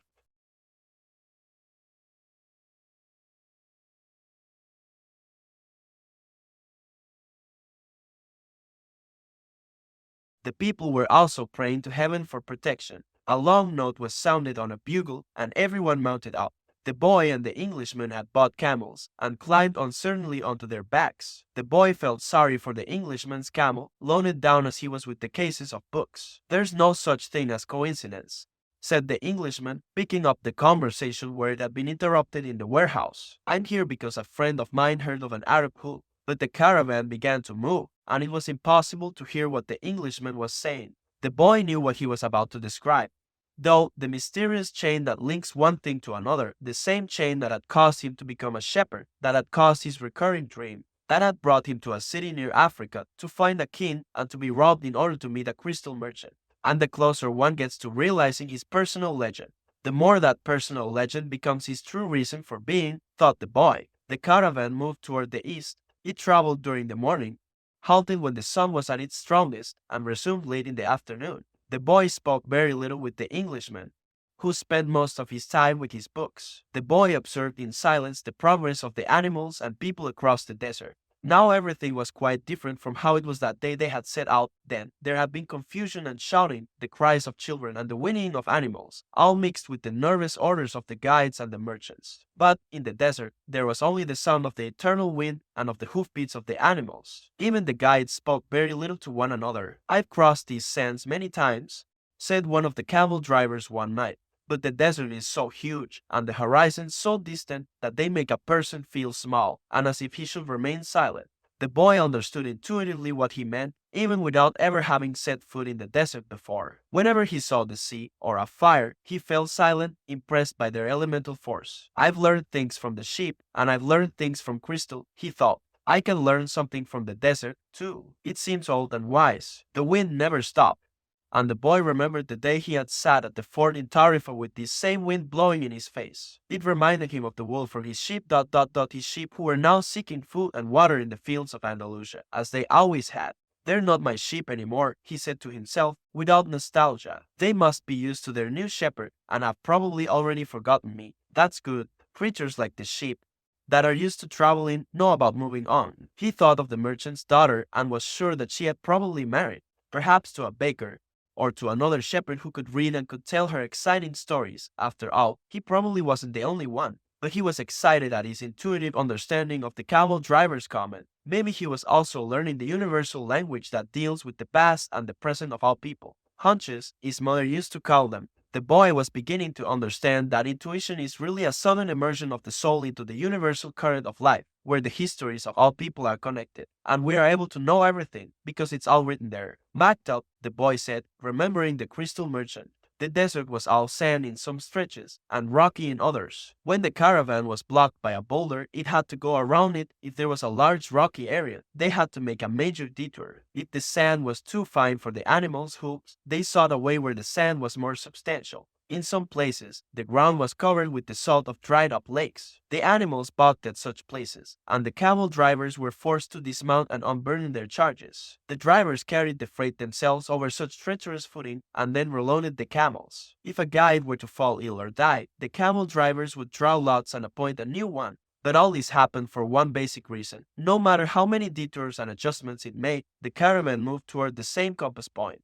Once obstacles were overcome, it returned to its course, sighting on a star that indicated the location of the oasis. When the people saw that star shining in the morning sky, they knew they were on the right course toward water, palm trees, shelter, and other people. It was only the Englishman who was unaware of all this. He was, for the most part, immersed in reading his books. The boy, too, had his book, and he had tried to read it during the first few days of the journey, but he found it much more interesting to observe the caravan and listen to the wind. As soon as he had learned to know his camel better and to establish a relationship with him, he threw the book away. Although the boy had developed a superstition that each time he opened the book he would learn something important, he decided it was an unnecessary burden.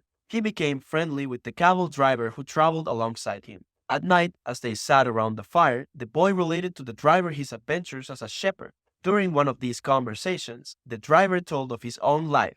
"I used to live near Al-Karam," he said. "I had my orchard, my children, and a life that would change not at all until I died. One year, when the crop was the best ever, we all went to Mecca, and I satisfied the only unmet obligation in my life. I could die happily, and that made me feel good. One day, the earth began to tremble, and the Nile overflowed its banks. It was something that I thought could happen only to others, never to me. My neighbors feared they would lose all their olive trees in the flood, and my wife was afraid that we would lose our children. I thought that everything I owned would be destroyed. The land was ruined, and I had to find some other way to earn a living. So now I'm a camel driver. But that disaster taught me to understand the word of Allah. People need not fear the unknown if they are capable of achieving what they need and want. We are afraid of losing what we have, whether it's our life or our possessions and property. But this fear evaporates when we understand that our life stories and the history of the world were written by the same hand.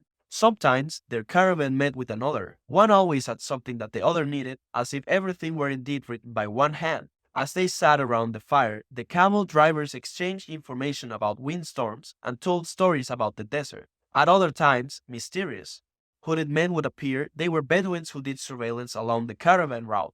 They provided warnings about thieves and barbarian tribes. They came in silence and departed the same way, dressed in black garments that showed only their eyes. One night, a camel driver came to the fire where the Englishman and the boy were sitting. There are rumors of tribal wars, he told them. The three fell silent. The boy noted that there was a sense of fear in the air, even though no one said anything. Once again, he was experiencing the language without words. The universal language. The Englishman asked if they were in danger. Once you get into the desert, there's no going back, said the camel driver. And when you can't go back, you have to worry only about the best way of moving forward. The rest is up to Allah, including the danger. And he concluded by saying the mysterious word, Maktub. You should pay more attention to the caravan, the boy said to the Englishman after the camel driver had left.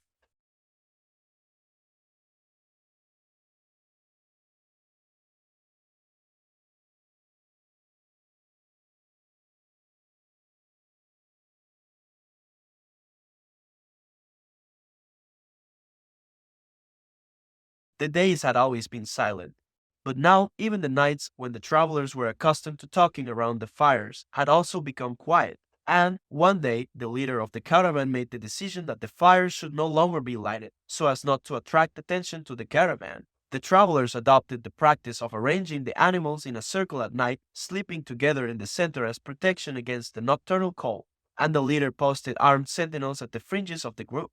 The Englishman was unable to sleep one night. He called to the boy, and they took a walk along the dunes surrounding the encampment. There was a full moon, and the boy told the Englishman the story of his life.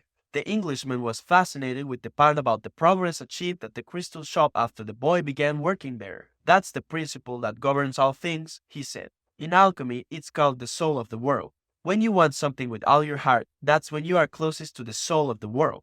It's always a positive force. He also said that this was not just a human gift, that everything on the face of the earth had a soul, whether mineral, vegetable, or animal, or even just a simple thought. Everything on earth is being continuously transformed because the earth is alive in it as a soul. We are part of that soul, so we rarely recognize that it is working for us. But in the crystal shop, you probably realized that even the glasses were collaborating in your success. The boy thought about that for a while as he looked at the moon and the bleached sands. I have watched the caravan as it crossed the desert, he said.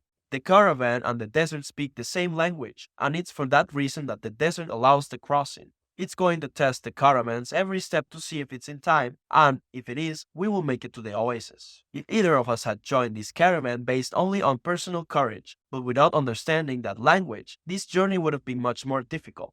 They stood there looking at the moon. That's the magic of omens, said the boy. I've seen how the guides read the signs of the desert, and how the soul of the caravan speaks to the soul of the desert. The Englishman said, I'd better pay more attention to the caravan, and I'd better read your books, said the boy. They were strange books. They spoke about Mercury, salt, dragons, and kings, and he didn't understand any of it. But there was one idea that seemed to repeat itself throughout all the books. All things are the manifestation of one thing only. In one of the books he learned that the most important text in the literature of alchemy contained only a few lines and had been inscribed on the surface of an emerald.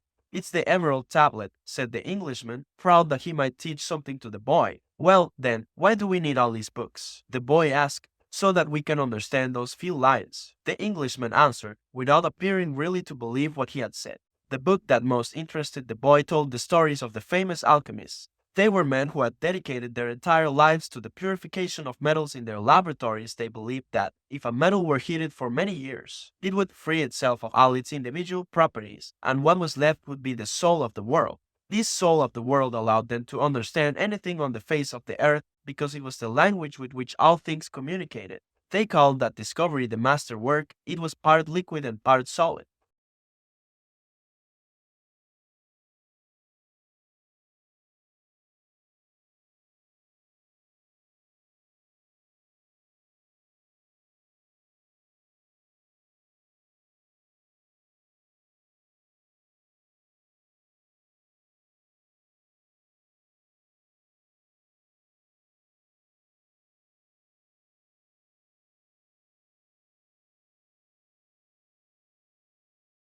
And the solid part was called the philosopher's stone.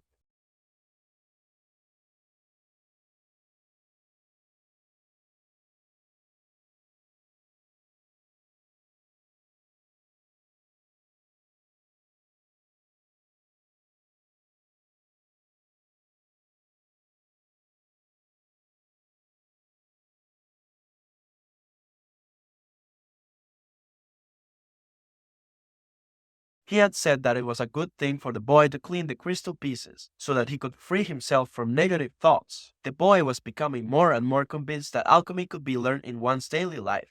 Also, said the Englishman, the philosopher's stone has a fascinating property. A small sliver of the stone can transform large quantities of metal into gold. Having heard that, the boy became even more interested in alchemy. He thought that, with some patience, he'd be able to transform everything into gold.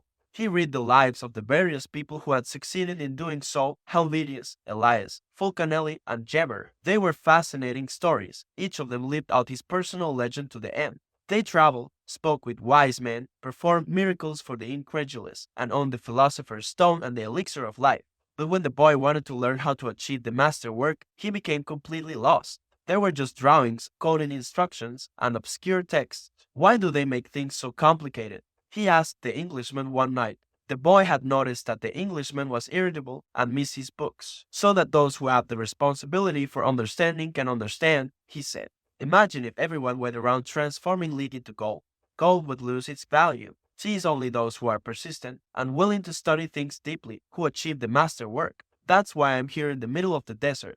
I'm seeking a true alchemist who will help me to decipher the codes. When were these books written? The boy asked. Many centuries ago. They didn't have the printing press in those days, the boy argued. There was no way for everybody to know about alchemy. Why did they use such strange language with so many drawings? The Englishman didn't answer him directly. He said that for the past few days he had been paying attention to how the caravan operated, but that he hadn't learned anything new. The only thing he had noticed was that talk of war was becoming more and more frequent. Then one day the boy returned the books to the Englishman. Did you learn anything? The Englishman asked, eager to hear what it might be. He needed someone to talk to so as to avoid thinking about the possibility of war. I learned that the world has a soul, and that whoever understands that soul can also understand the language of things. I learned that many alchemists realized their personal legends and wound up discovering the soul of the world, the philosopher's stone, and the elixir of life. But, above all, I learned that these things are also simple that they could be written on the surface of an emerald. The Englishman was disappointed. The years of research, the magic symbols, the strange words, and the laboratory equipment none of this had made an impression on the boy. His soul must be too primitive to understand those things, he thought. He took back his books and packed them away again in their bags. Go back to watching the caravan, he said. That didn't teach me anything either. The boy went back to contemplating the silence of the desert and the sand raised by the animals. Everyone has his or her own way of learning things, he said to himself. His way isn't the same as mine, nor mine as his. But we're both in search of our personal legends, and I respect him for that. The caravan began to travel day and night.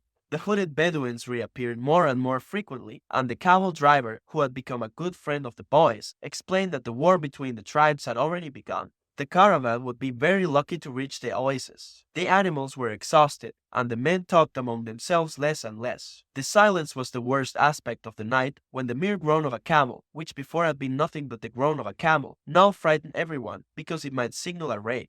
The camel driver, though, seemed not to be very concerned with the threat of war. I'm alive, he said to the boy, as they ate a bunch of dates one night, with no fires and no moon. When I'm eating, that's all I think about. If I'm on the march, I just concentrate on marching. If I have to fight, it will be just as good a day to die as any other, because I don't live in either my past or my future. I'm interested only in the present.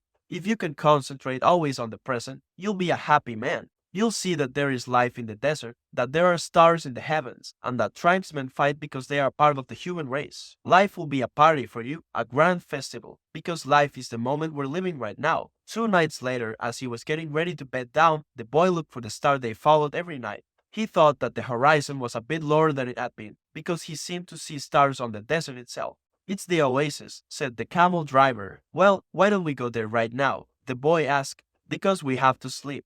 The boy awoke as the sun rose. There, in front of him, where the small stars had been the night before, was an endless row of date palms stretching across the entire desert. We've done it, said the Englishman, who had also awakened early, but the boy was quiet. He was at home with the silence of the desert, and he was content just to look at the trees. He still had a long way to go to reach the pyramids, and someday this morning would just be a memory. But this was the present moment, the party the camel driver had mentioned. and he wanted to live it as he did the lessons of his past and his dreams of the future. Although the vision of the date palms would someday be just a memory, right now it signified shade, water, and a refuge from the war. Yesterday, the camel's groan signaled danger, and now a row of date palms could herald a miracle. The world speaks many languages, the boy thought.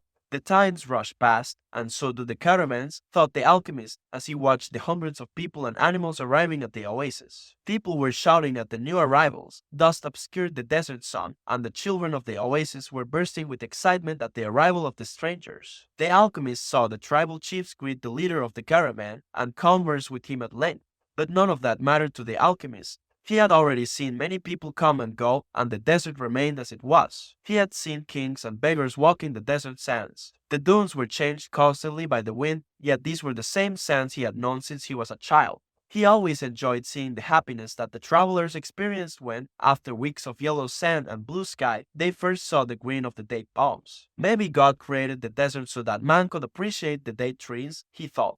He decided to concentrate on more practical matters. He knew that in the caravan there was a man to whom he was to teach some of his secrets. The omens had told him so. He didn't know the man yet, but his practiced eye would recognize him when he appeared. He hoped that it would be someone as capable as his previous apprentice. I don't know why these things have to be transmitted by word of mouth, he thought. It wasn't exactly that they were secrets. God revealed his secrets easily to all his creatures. He had only one explanation for this fact. Things have to be transmitted this way because they were made up from the pure life, and this kind of life cannot be captured in pictures or words. Because people become fascinated with pictures and words and wind up forgetting the language of the world.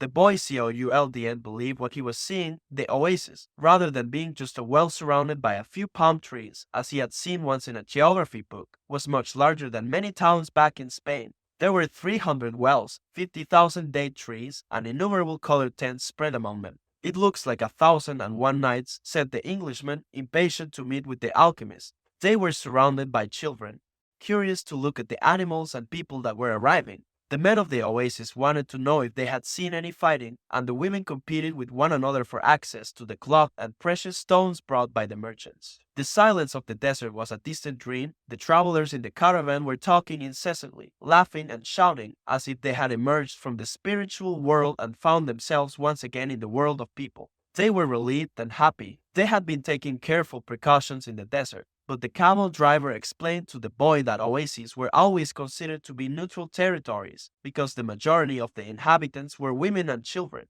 There were oases throughout the desert, but the tribesmen fought in the desert, leaving the oases as places of refuge. With some difficulty, the leader of the caravan brought all his people together and gave them his instructions. The group was to remain there at the oasis until the conflict between the tribes was over. Since they were visitors, they would have to share living space with those who lived there and would be given the best accommodations. That was the law of hospitality. Then he asked that everyone, including his own sentinels, hand over their arms to the men appointed by the tribal chieftains. Those are the rules of war, the leader explained. The oases may not shelter armies or troops. To the boy's surprise, the Englishman took a chrome-plated revolver out of his bag and gave it to the men who were collecting the arms. Why a revolver? He asked. It helped me to trust in people, the Englishman answered. Meanwhile, the boy thought about his treasure. The closer he got to the realization of his dream, the more difficult things became. It seemed as if what the old king had called beginner's luck were no longer functioning. In his pursuit of the dream, he was being constantly subjected to tests of his persistence and courage, so he could not be hasty nor impatient. If he pushed forward impulsively, he would fail to see the signs and omens left by God along his path. God placed him along my path. He had surprised himself with the thought. Until then, he had considered the omens to be things of this world, like eating or sleeping, or like seeking love or finding a job. He had never thought of them in terms of a language used by God to indicate what he should do. Don't be impatient, he repeated to himself. It's like the camel driver said, eat when it's time to eat, and move along when it's time to move along. That first day, everyone slept from exhaustion, including the Englishman. The boy was assigned a place far from his friend, in a tent with 5 other young men of about his age. They were people of the desert, and clamored to hear his stories about the great cities. The boy told them about his life as a shepherd, and was about to tell them of his experiences at the crystal shop when the Englishman came into the tent.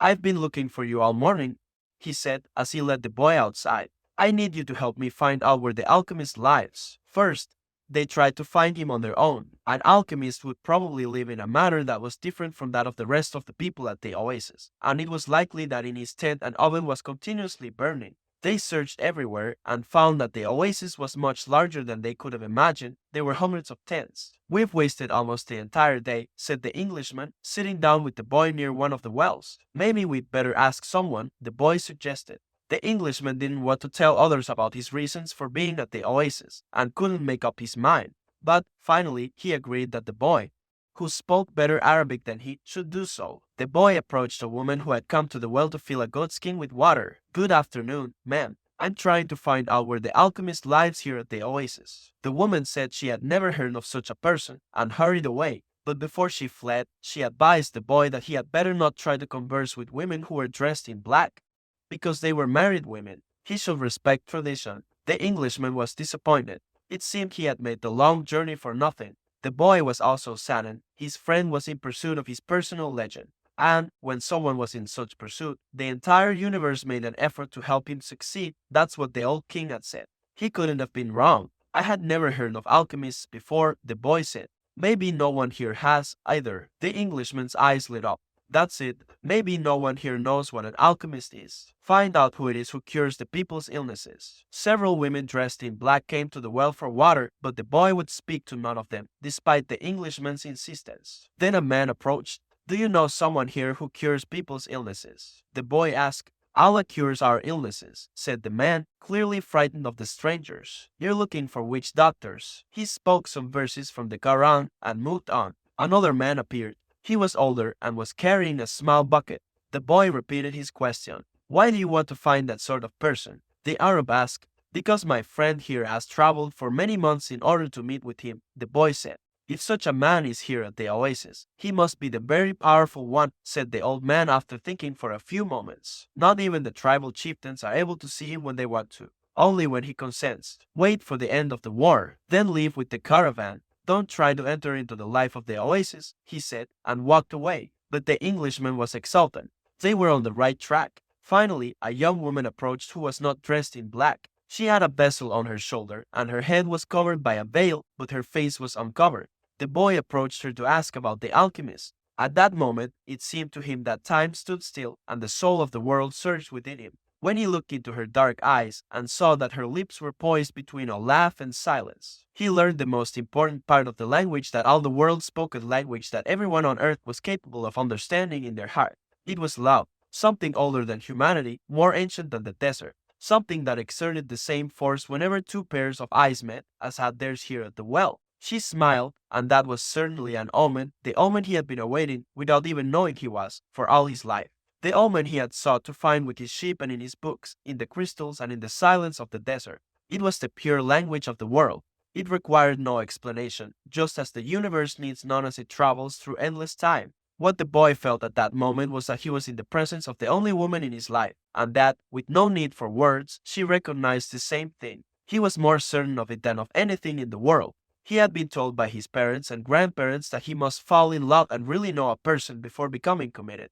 But maybe people who felt that way had never learned the universal language. Because when you know that language, it's easy to understand that someone in the world awaits you, whether it's in the middle of the desert or in some great city. And when two such people encounter each other and their eyes meet, the past and the future become unimportant. There is only that moment, and the incredible certainty that everything under the sun has been written by one hand only. It is the hand that evokes love and creates a twin soul for every person in the world. Without such love, one's dreams would have no meaning. Mactod felt the boy. The Englishman shook the boy. "Come on, ask her." The boy stepped closer to the girl, and when she smiled, he did the same. "What's your name?" he asked. "Fatima," the girl said, averting her eyes. "That's what some women in my country are called." "It's the name of the Prophet's daughter," Fatima said. The invaders carried the name everywhere. The beautiful girl spoke of the invaders with pride. The Englishman prodded him, and the boy asked her about the man who cured people's illnesses. "That's the man who knows all the secrets of the world," she said. "He communicates with the genins of the desert." The genins were the spirits of good and evil, and the girl pointed to the south, indicating that it was there the strange man lived. Then she filled her vessel with water and left. The Englishman vanished, too, gone to find the alchemist. And the boy sat there by the well for a long time, remembering that one day in Tarifa the Levanter had brought to him the perfume of that woman, and realizing that he had loved her before he even knew she existed. He knew that his love for her would enable him to discover every treasure in the world.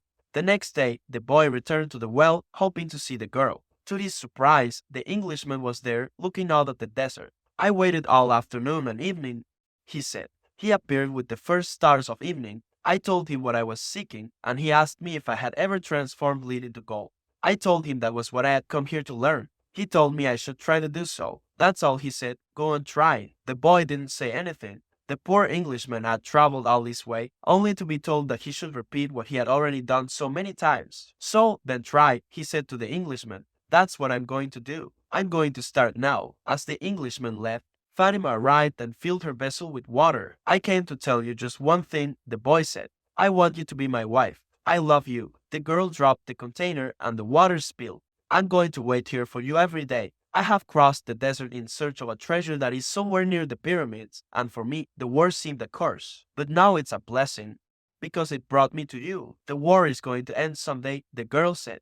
The boy looked around him at the date palms. He reminded himself that he had been a shepherd, and that he could be a shepherd again. Fatima was more important than his treasure. The tribesmen are always in search of treasure, the girl said, as if she had guessed what he was thinking. And the women of the desert are proud of their tribesmen. She refilled her vessel and left.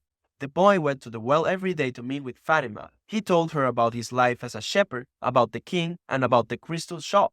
They became friends, and except for the 15 minutes he spent with her, each day seemed that it would never pass. When he had been at the oasis for almost a month, the leader of the caravan called a meeting of all of the people traveling with him. We don't know when the war will end, so we can't continue our journey, he said. The battles may last for a long time, perhaps even years. There are powerful forces on both sides, and the war is important to both armies. It's not a battle of good against evil. It's a war between forces that are fighting for the balance of power, and when that type of battle begins, it lasts longer than others because Allah is on both sides. The people went back to where they were living, and the boy went to meet with Fatima that afternoon. He told her about the morning's meeting. The day after we met, Fatima said, "You told me that you loved me. Then you taught me something of the universal language and the soul of the world. Because of that, I have become a part of you." The boy listened to the sound of her voice and thought it to be more beautiful than the sound of the wind in the date palms. "I have been waiting for you here at this oasis for a long time. I have forgotten about my past, about my traditions, and the way in which men of the desert expect women to behave. Ever since I was a child, I have dreamed that the desert would bring me a wonderful present. Now my present has arrived, and it's you." The boy wanted to take her hand, but Fatima's hands held to the handles of her jug. "You have told me about your dreams, about the old king and your treasure, and you've told me about omens. So now I fear nothing, because it was those omens that brought you to me, and I am a part of your dream, a part of your personal legend, as you call it.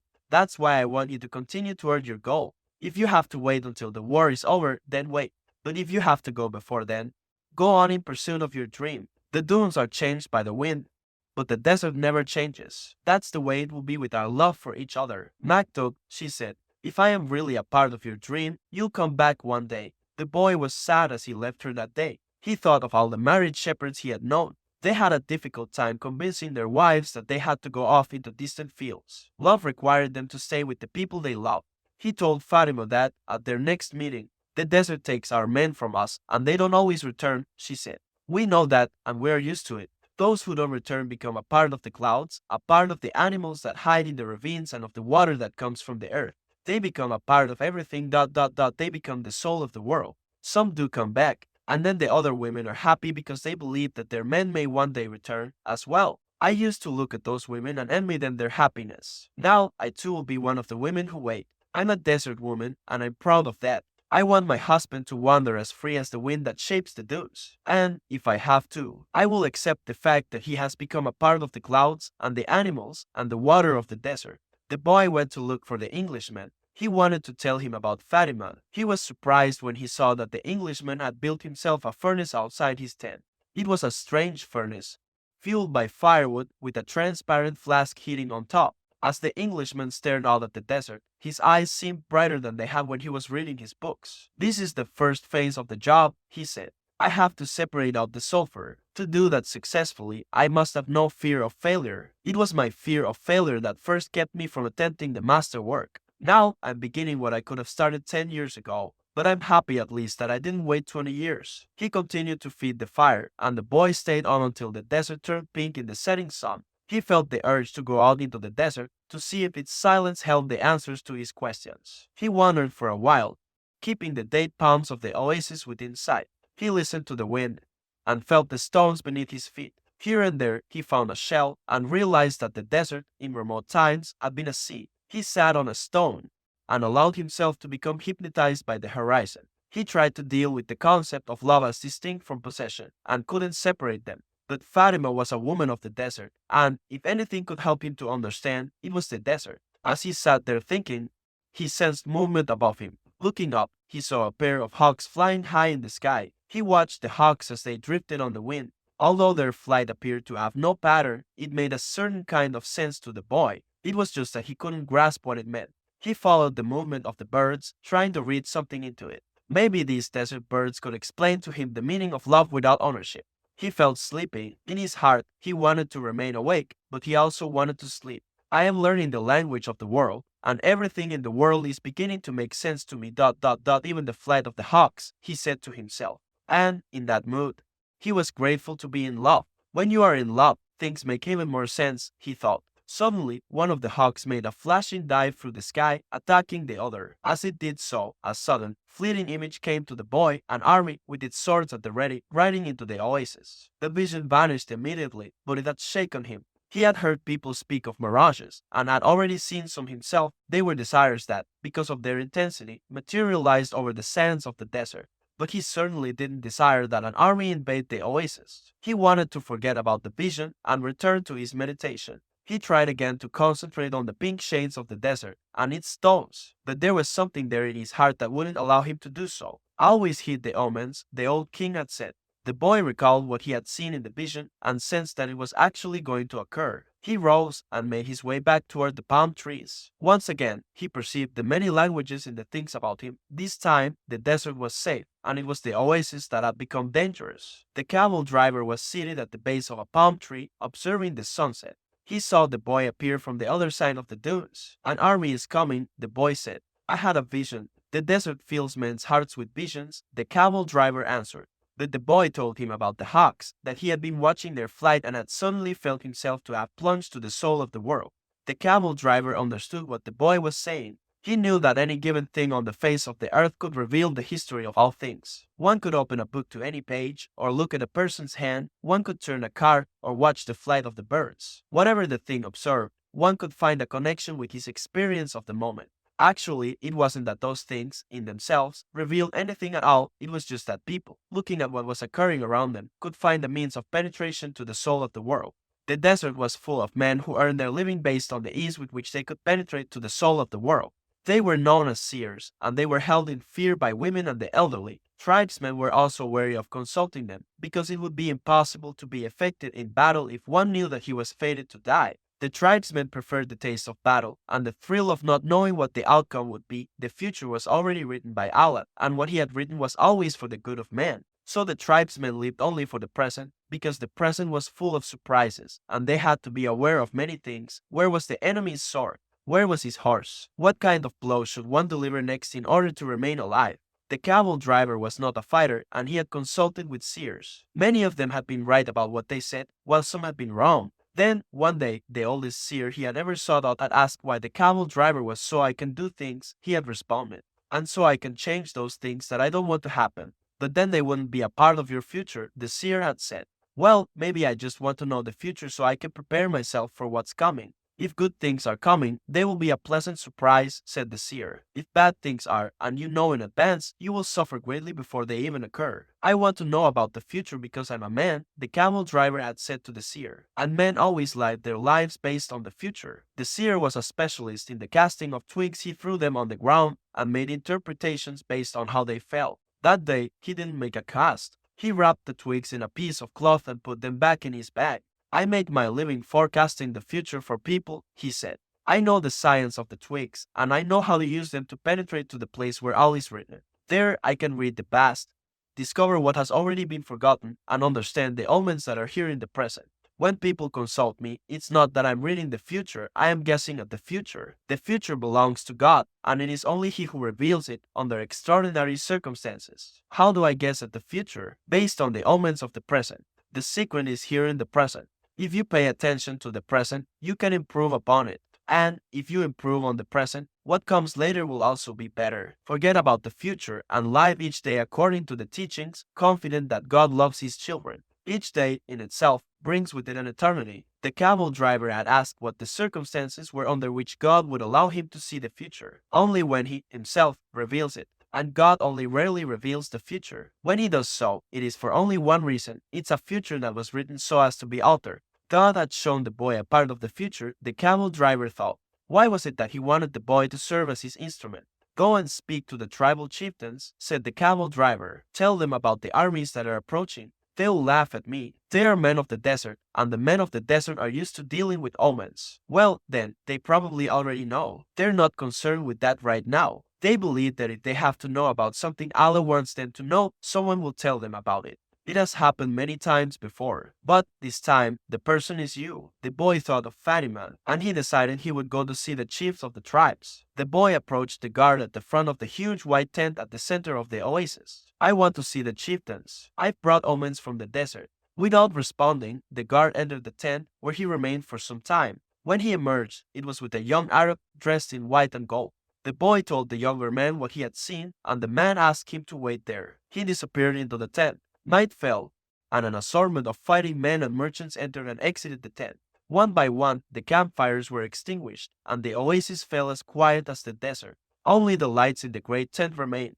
During all this time, the boy thought about Fatima, and he was still unable to understand his last conversation with her. Finally, after hours of waiting, the guard bade the boy enter. The boy was astonished by what he saw inside. Never could he have imagined that, there in the middle of the desert, there existed a tent like this one. The ground was covered with the most beautiful carpets he had ever walked upon, and from the top of the structure hung lamps of hand-wrought gold, each with a lighted candle. The tribal chieftains were seated at the back of the tent in a semicircle, resting upon richly embroidered silk cushions. Servants came and went with silver trays laden with spices and tea. Other servants maintained the fires in the hookahs. The atmosphere was suffused with the sweet scent of smoke. There were 8 chieftains, but the boy could see immediately which of them was the most important, an Arab dressed in white and gold, seated at the center of the semicircle. At his side was the young Arab the boy had spoken with earlier. Who is this stranger who speaks of omens? Asked one of the chieftains, eyeing the boy. It is I, the boy answered,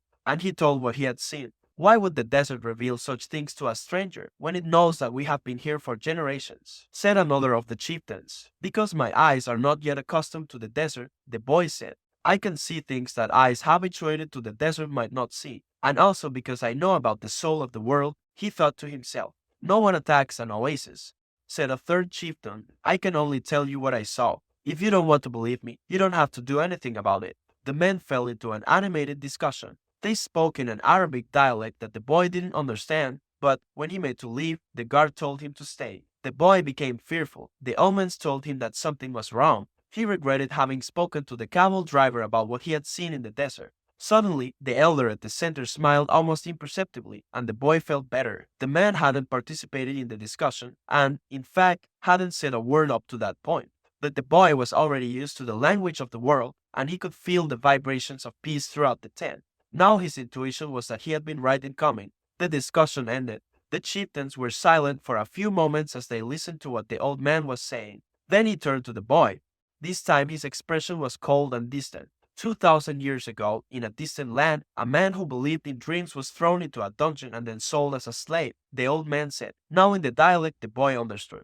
Our merchants bought that man and brought him to Egypt. All of us know that whoever believes in dreams also knows how to interpret them. The elder continued, when the pharaoh dreamed of cows that were thin and cows that were fat, this man I'm speaking of rescued Egypt from famine. His name was Joseph. He, too, was a stranger in a strange land like you, and he was probably about your age. He paused, and his eyes were still unfriendly. We always observe the tradition. The tradition saved Egypt from famine in those days and made the Egyptians the wealthiest of peoples. The tradition teaches men how to cross the desert and how their children should marry. The tradition says that an oasis is neutral territory because both sides have oases, and so both are vulnerable. No one said a word as the old man continued, but the tradition also says that we should believe the messages of the desert. Everything we know was taught to us by the desert. The old man gave a signal, and everyone stood.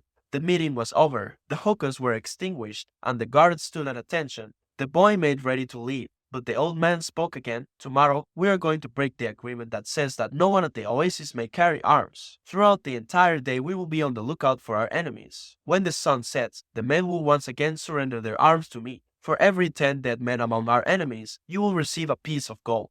But arms cannot be drawn unless they also go into battle. Arms are as capricious as the desert, and if they are not used, the next time they might not function. If at least one of them hasn't been used by the end of the day tomorrow, one will be used on you. When the boy left the tent, the oasis was illuminated only by the light of the full moon. He was 20 minutes from his tent and began to make his way there. He was alarmed by what had happened. He had succeeded in reaching through to the soul of the world, and now the price for having done so might be his life. It was a frightening bet, but he had been making risky bets ever since the day he had sold his ship to pursue his personal legend. And, as the camel driver had said, to die tomorrow was no worse than dying on any other day. Every day was there to be lived or to mark one's departure from this world. Everything depended on one word, Maktab.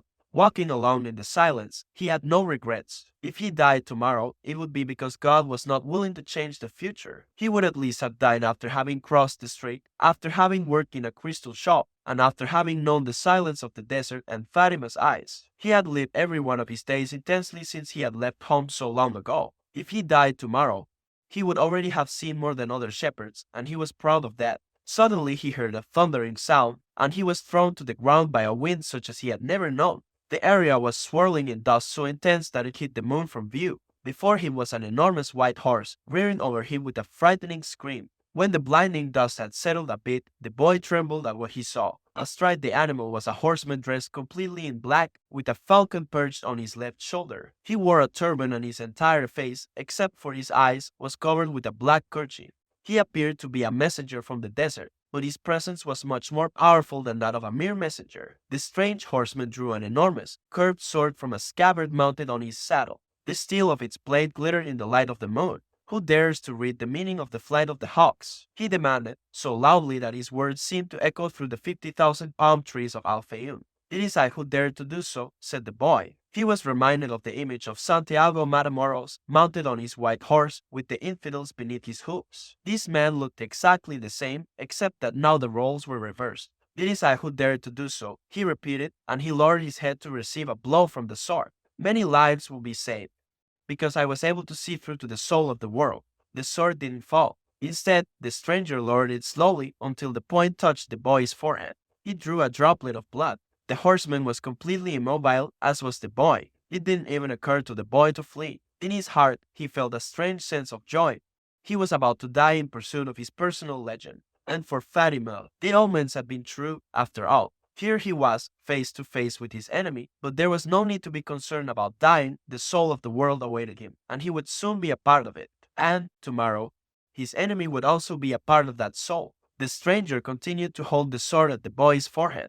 Why did you read the flight of the birds? I read only what the birds wanted to tell me. They wanted to save the oasis. Tomorrow all of you will die, because there are more men at the oasis than you have. The sword remained where it was. Who are you to change what Allah has willed? Allah created the armies, and He also created the hawks. Allah taught me the language of the birds. Everything has been written by the same hand, the boy said, remembering the camel driver's words. The stranger withdrew the sword from the boy's forehead, and the boy felt immensely relieved. But he still couldn't flee. Be careful with your prognostications, said the stranger. When something is written, there is no way to change it. All I saw was an army, said the boy. I didn't see the outcome of the battle. The stranger seemed satisfied with the answer, but he kept the sword in his hand. What is a stranger doing in a strange land? I am following my personal legend. It's not something you would understand. The stranger placed his sword in its scabbard, and the boy relaxed. I had to test your courage, the stranger said. Courage is the quality most essential to understanding the language of the world. The boy was surprised. The stranger was speaking of things that very few people knew about. You must not let up. Even after having come so far, he continued. You must love the desert, but never trust it completely, because the desert tests all men, it challenges every step, and kills those who become distracted. What he said reminded the boy of the old king. If the warriors come here, and your head is still on your shoulders at sunset, come and find me, said the stranger. The same hand that had brandished the sword now held a whip. The horse reared again, raising a cloud of dust. Where do you live? Shouted the boy as the horseman rode away. The hand with the whip pointed to the south. The boy had met the alchemist. Next morning, there were 2,000 armed men scattered throughout the palm trees at Al-Fayoum. Before the sun had reached its high point, 500 tribesmen appeared on the horizon. The mounted troops entered the oasis from the north. It appeared to be a peaceful expedition, but they all carried arms hidden in their robes. When they reached the white tent at the center of Al-Fayoum, they withdrew their scimitars and rifles, and they attacked an empty tent. The men of the oasis surrounded the horsemen from the desert, and within half an hour all but one of the intruders were dead. The children had been kept at the other side of a grove of palm trees and saw nothing of what had happened. The women had remained in their tents, praying for the safekeeping of their husbands, and saw nothing of the battle either. Were it not for the bodies there on the ground, it would have appeared to be a normal day at the oasis. The only tribesman spared was the commander of the battalion. That afternoon, he was brought before the tribal chieftains, who asked him why he had violated the tradition. The commander said that his men had been starving and thirsty, exhausted from many days of battle, and had decided to take the oasis so as to be able to return to the war. The tribal chieftain said that he felt sorry for the tribesmen, but that the tradition was sacred. He condemned the commander to death without honor. Rather than being killed by a blade or a bullet, he was hanged from a dead palm tree, where his body twisted in the desert wind.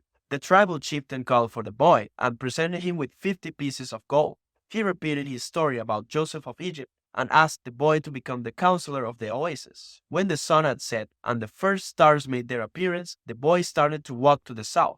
He eventually sighted a single tent, and a group of Arabs passing by told the boy that it was a place inhabited by jinns. But the boy sat down and waited. Not until the moon was high did the alchemist ride into view. He carried 2 dead hogs over his shoulder. I am here, the boy said. You shouldn't be here, the alchemist answered. Or is it your personal legend that brings you here? With the wars between the tribes, it's impossible to cross the desert. So I have come here. The alchemist dismounted from his horse and signaled that the boy should enter the tent with him. It was a tent like many at the oasis. The boy looked around for the ovens and other apparatus used in alchemy, but saw none. There were only some books in a pile, a small cooking stove, and the carpets covered with mysterious designs. Sit down. We'll have something to drink and eat these hogs, said the alchemist. The boy suspected that they were the same hogs he had seen on the day before, but he said nothing. The alchemist lighted the fire, and soon a delicious aroma filled the tent.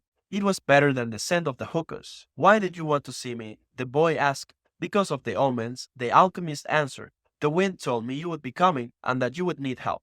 It's not I the wind spoke about. It's the other foreigner, the Englishman. He's the one that's looking for you. He has other things to do first, but he's on the right track. He has begun to try to understand the desert. And what about me? When a person really desires something, all the universe conspires to help that person to realize his dream, said the alchemist, echoing the words of the old king. The boy understood. Another person was there to help him toward his personal legend. So you are going to instruct me? No, you already know all you need to know. I am only going to point you in the direction of your treasure. But there's a tribal war, the boy reiterated. I know what's happening in the desert. I have already found my treasure. I have a camel, I have my money from the crystal shop, and I have 50 gold pieces. In my own country, I would be a rich man, but none of that is from the pyramids, said the alchemist. I also have Fatima. She is a treasure greater than anything else I have won. She wasn't found at the pyramids either. They ate in silence. The alchemist opened a bottle and poured a red liquid into the boy's cup. It was the most delicious wine he had ever tasted. Isn't wine prohibited here? The boy asked. It's not what enters men's mouths that's evil, said the alchemist. It's what comes out of their mouths that is. The alchemist was a bit daunting, but as the boy drank the wine, he relaxed. After they finished eating, they sat outside the tent under a moon so brilliant that it made the stars pale. Drink and enjoy yourself, said the alchemist, noticing that the boy was feeling happier. Rest well tonight, as if you were a warrior preparing for combat. Remember that wherever your heart is, there you will find your treasure. You've got to find the treasure so that everything you have learned along the way can make sense. Tomorrow, sell your camel and buy a horse. Camels are traitorous. They walk thousands of paces and never seem to tire. Then suddenly, they kneel and die, but horses tire bit by bit. You always know how much you can ask of them, and when it is that they are about to die. The following night, the boy appeared at the alchemist's tent with a horse. The alchemist was ready, and he mounted his own steed and placed the falcon on his left shoulder. He said to the boy, "Show me where there is life out in the desert. Only those who can see such signs of life are able to find treasure." They began to ride out over the sands, with the moon lighting their way. "I don't know if I'll be able to find life in the desert," the boy thought. "I don't know the desert that well yet." He wanted to say so to the alchemist, but he was afraid of the man. They reached the rocky place where the boy had seen the hawks in the sky, but now there was only silence and the wind. "I don't know how to find life in the desert," the boy said. "I know that there is life here, but I don't know where to look." "Life attracts life," the alchemist answered, and then the boy understood. He loosened the reins on his horse, who galloped forward over the rocks and sand. The alchemist followed as the boy's horse ran for almost half an hour. They could no longer see the palms of the oasis, only the gigantic moon above them and its silver reflections from the stones of the desert. Suddenly, for no apparent reason, the boy's horse began to slow. "There's life here," the boy said to the alchemist. "I don't know the language of the desert, but my horse knows the language of life." They dismounted, and the alchemist said nothing. Advancing slowly, they searched among the stones. The alchemist stopped abruptly and bent to the ground. There was a hole there among the stones. The alchemist put his hand into the hole and then his entire arm up to his shoulder. Something was moving there, and the alchemist's eyes, the boy could see only his eyes, squinted with his effort. His arm seemed to be battling with whatever was in the hole. Then, with a motion that startled the boy, he withdrew his arm and leaped to his feet. In his hand, he grasped a snake by the tail. The boy leapt as well, but away from the alchemist. The snake fought frantically, making hissing sounds that shattered the silence of the desert. It was a cobra, whose venom could kill a person in minutes. "Watch out for his venom," the boy said. But even though the alchemist had put his hand in the hole and had surely already been bitten, his expression was calm. "The alchemist is 200 years old," the Englishman had told him. "He must know how to deal with the snakes of the desert." The boy watched as his companion went to his horse and withdrew a scimitar. With its blade, he drew a circle in the sand, and then he placed the snake within it. The serpent relaxed immediately. "Not to worry," said the alchemist. "He won't leave the circle. You found life in the desert, the omen that I needed." Why was that so important? Because the pyramids are surrounded by the desert. The boy didn't want to talk about the pyramids. His heart was heavy, and he had been melancholy since the previous night. To continue his search for the treasure meant that he had to abandon Fatima. "I'm going to guide you across the desert," the alchemist said. "I want to stay at the oasis," the boy answered. "I found Fatima, and, as far as I'm concerned, she's worth more than treasure." "Fatima is a woman of the desert," said the alchemist. "She knows that men have to go away in order to return, and she already has her treasure. It's you. Now she expects that you will find what it is you're looking for." "Well, what if I decide to stay?" "Let me tell you what will happen. You'll be the counselor of the oasis. You have enough gold to buy many sheep and many camels. You'll marry Fatima, and you'll both be happy for a year. You'll learn to love the desert, and you'll get to know every one of the 50,000 palms. You'll watch them as they grow, demonstrating how the world is always changing. And you'll get better and better at understanding omens, because the desert is the best teacher there is. Sometime during the second year, you'll remember about the treasure. The omens will begin insistently to speak of it, and you'll try to ignore them. You'll use your knowledge for the welfare of the oasis and its inhabitants. The tribal chieftains will appreciate what you do, and your camels will bring you wealth and power. During the third year, the omens will continue to speak of your treasure and your personal legend. You'll walk around, night after night, at the oasis, and Fatima will be unhappy because she'll feel it was she who interrupted your quest. But you will love her, and she'll return your love. You'll remember that she never asked you to stay, because a woman of the desert knows that she must await her man. So you won't blame her, but many times you'll walk the sands of the desert, thinking that maybe you could have left ... that you could have trusted more in your love for Fatima, because what kept you at the oasis was your own fear that you might never come back. At that point, the omens will tell you that your treasure is buried forever. Then, sometime during the fourth year, the omens will abandon you because you've stopped listening to them. The tribal chieftains will see that, and you'll be dismissed from your position as counselor. But by then, you'll be a rich merchant, with many camels and a great deal of merchandise. You'll spend the rest of your days knowing that you didn't pursue your personal legend, and that now it's too late. You must understand that love never keeps a man from pursuing his personal legend. If he abandons that pursuit, it's because it wasn't true love ... the love that speaks the language of the world. The alchemist erased the circle in the sand, and the snake slithered away among the rocks. The boy remembered the crystal merchant who had always wanted to go to Mecca and the Englishman in search of the alchemist. He thought of the woman who had trusted in the desert, and he looked out over the desert that had brought him to the woman he loved. They mounted their horses, and this time it was the boy who followed the alchemist back to the oasis. The wind brought the sounds of the oasis to them, and the boy tried to hear Fatima's voice. But that night, as he had watched the cover within the circle, the strange horseman with the falcon on his shoulder had spoken of love and treasure, of the women of the desert, and of his personal legend. "I'm going with you," the boy said, and he immediately felt peace in his heart. "We'll leave tomorrow before sunrise," was the alchemist's only response. The boy spent a sleepless night. 2 hours before dawn, he awoke one of the boys who slept in his tent and asked him to show him where Fatima lived. They went to her tent, and the boy gave his friend enough gold to buy a sheep. Then he asked his friend to go into the tent where Fatima was sleeping and to awaken her and tell her that he was waiting outside. The young Arab did as he was asked and was given enough gold to buy yet another sheep. "Now leave us alone," said the boy to the young Arab. The Arab returned to his tent to sleep, proud to have helped the counselor of the oasis, and happy at having enough money to buy himself some sheep. Fatima appeared at the entrance to the tent. The two walked out among the palms. The boy knew that it was a violation of the tradition, but that didn't matter to him now. "I'm going away," he said, "and I want you to know that I'm coming back. I love you because—" "Don't say anything," Fatima interrupted. "One is loved because one is loved.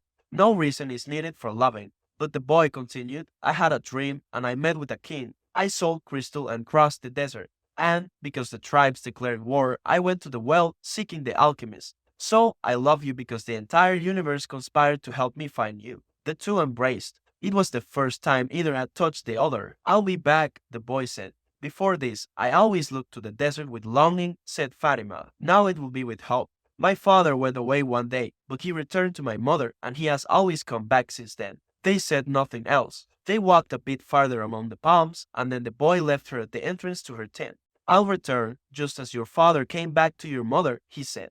He saw that Fatima's eyes were filled with tears. "You're crying." "I'm a woman of the desert," she said, averting her face. "But above all, I'm a woman." Fatima went back to her tent, and, when daylight came, she went out to do the chores she had done for years. But everything had changed. The boy was no longer at the oasis, and the oasis would never again have the same meaning it had only yesterday. It would no longer be a place with 50,000 palm trees and 300 wells where the pilgrims arrived, relieved at the end of their long journeys. From that day on, the oasis would be an empty place for her. From that day on, it was the desert that would be important. She would look to it every day and would try to guess which star the boy was following in search of his treasure. She would have to send her kisses on the wind, hoping that the wind would touch the boy's face and would tell him that she was alive, that she was waiting for him, a woman awaiting a courageous man in search of his treasure. From that day on, the desert would represent only one thing to her, the hope for his return. "Don't think about what you've left behind," the alchemist said to the boy as they began to ride across the sands of the desert.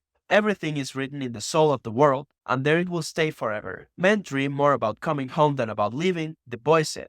He was already reaccustomed to the desert silence. "If what one finds is made of pure matter, it will never spoil, and one can always come back. If what you had found was only a moment of light, like the explosion of a star, you would find nothing on your return." The man was speaking the language of alchemy, but the boy knew that he was referring to Fatima. It was difficult not to think about what he had left behind. The desert, with its endless monotony, put him to dreaming. The boy could still see the palm trees, the wells, and the face of the woman he loved. He could see the Englishman at his experiments, and the camel driver who was a teacher without realizing it. Maybe the alchemist has never been in love, the boy thought. The alchemist rode in front, with the falcon on his shoulder. The bird knew the language of the desert well, and whenever they stopped, he flew off in search of game. On the first day he returned with a rabbit, and on the second with 2 birds. At night they spread their sleeping gear and kept their fires hidden. The desert nights were cold, and were becoming darker and darker as the phases of the moon passed. They went on for a week, speaking only of the precautions they needed to follow in order to avoid the battles between the tribes. The war continued, and at times the wind carried the sweet, sickly smell of blood.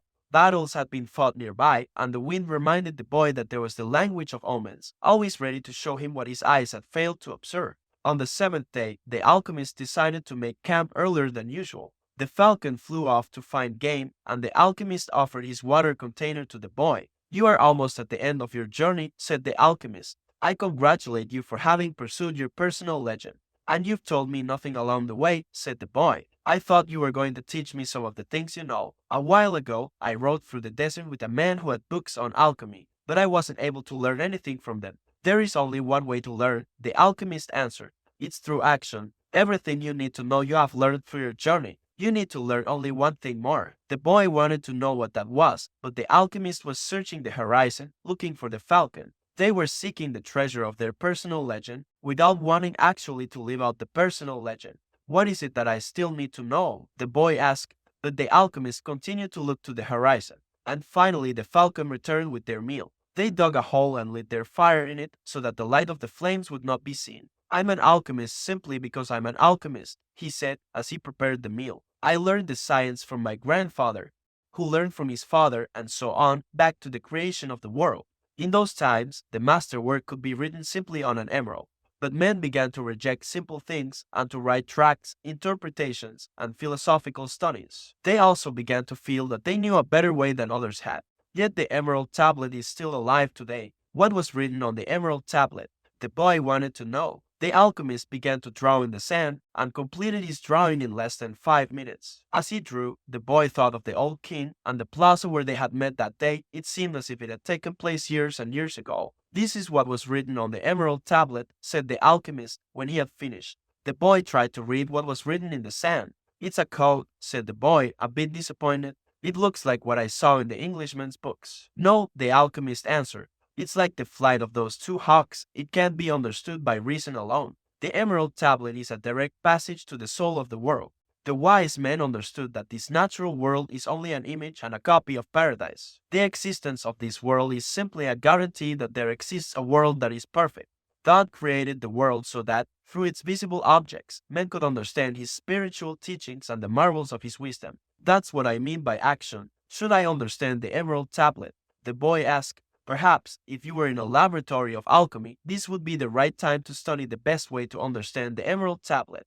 But you are in the desert, so immerse yourself in it. The desert will give you an understanding of the world. In fact, anything on the face of the earth will do that. You don't even have to understand the desert. All you have to do is contemplate a simple grain of sand, and you will see in it all the marvels of creation. How do I immerse myself in the desert? Listen to your heart. It knows all things, because it came from the soul of the world, and it will one day return there. They crossed the desert for another 2 days in silence. The alchemists had become much more cautious, because they were approaching the area where the most violent battles were being waged. As they moved along, the boy tried to listen to his heart. It was not easy to do. In earlier times, his heart had always been ready to tell its story, but lately that wasn't true. There had been times when his heart spent hours telling of its sadness, and at other times it became so emotional over the desert sunrise that the boy had to hide his tears. His heart beat fastest when it spoke to the boy of treasure, and more slowly when the boy stared entranced at the endless horizons of the desert. But his heart was never quiet, even when the boy and the alchemist had fallen into silence.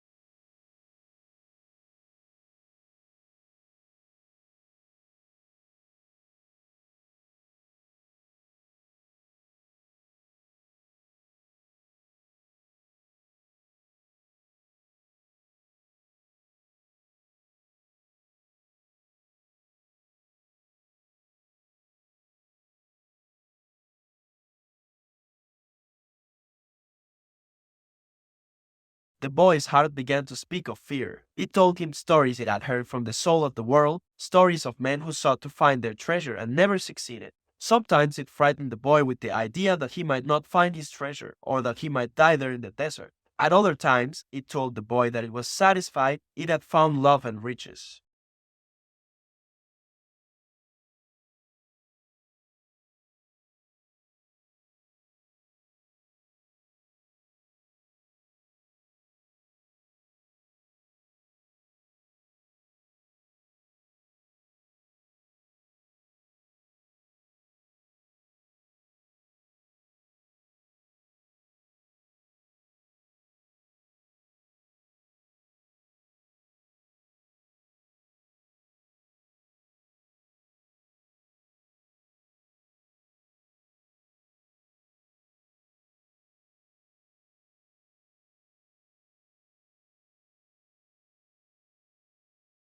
If you know your heart well, it will never be able to do that to you, because you'll know its dreams and wishes and will know how to deal with them. You will never be able to escape from your heart, so it's better to listen to what it has to say. That way, you'll never have to fear an unanticipated blow. The boy continued to listen to his heart as they crossed the desert. He came to understand its dodges and tricks and to accept it as it was. He lost his fear and forgot about his need to go back to the oasis, because one afternoon his heart told him that it was happy. Even though I complain sometimes, it said it's because I'm the heart of a person, and people's hearts are that way. People are afraid to pursue their most important dreams because they feel that they don't deserve them or that they'll be unable to achieve them. We, their hearts, become fearful just thinking of loved ones who go away forever, or of moments that could have been good but weren't, or of treasures that might have been found but were forever hidden in the sands. Because, when these things happen, we suffer terribly. My heart is afraid that it will have to suffer, the boy told the alchemist one night as they looked up at the moonless sky.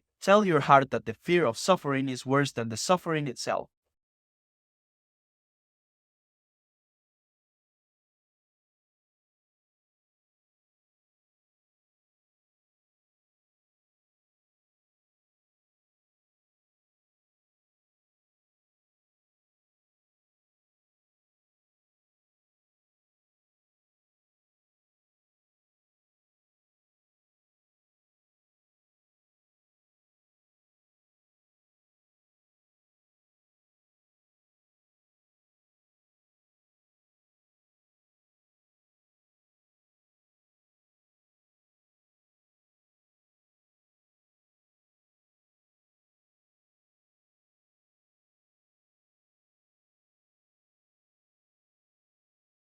That night, the boy slept deeply, and when he awoke, his heart began to tell him things that came from the soul of the world. It said that all people who are happy have God within them, and that happiness could be found in a grain of sand from the desert, as the alchemist had said. Because a grain of sand is a moment of creation, and the universe has taken millions of years to create it. Everyone on earth has a treasure that awaits him, his heart said. We, people's hearts, seldom say much about those treasures, because people no longer want to go in search of them. We speak of them only to children. Later, we simply let life proceed in its own direction toward its own fate. But, unfortunately, very few follow the path laid out for them, the path to their personal legends and to happiness. Most people see the world as a threatening place, and, because they do, the world turns out, indeed, to be a threatening place. So we, their hearts, speak more and more softly,